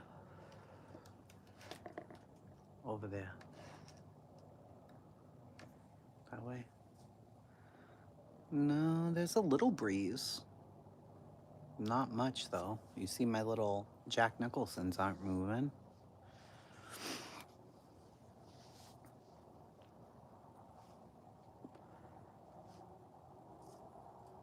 I don't know.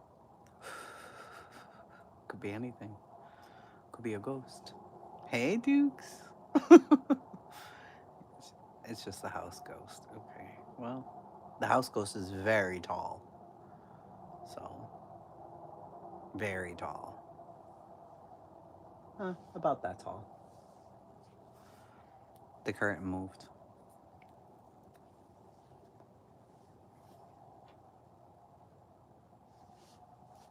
I don't know. It's an amazing story time. Story time with Chasing. It has been fun. That's for sure. Check me out. Coming back to Thumbs Up the Beach. Ba, ba, ba, ba. You missed the ghost. Or maybe you didn't. All right, off I go. I must pee, and I love you. No, I don't talk to my dad now. No, I never talk to him again. I check in on him.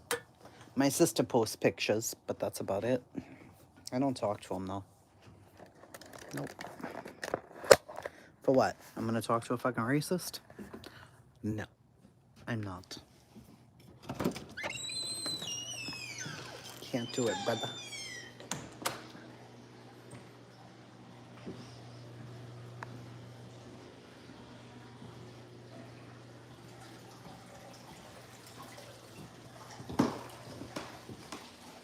My ghost stays down here.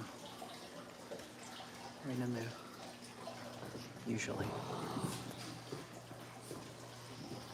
Thank you, Hope. I will see you guys soon, and I love you so much, okay?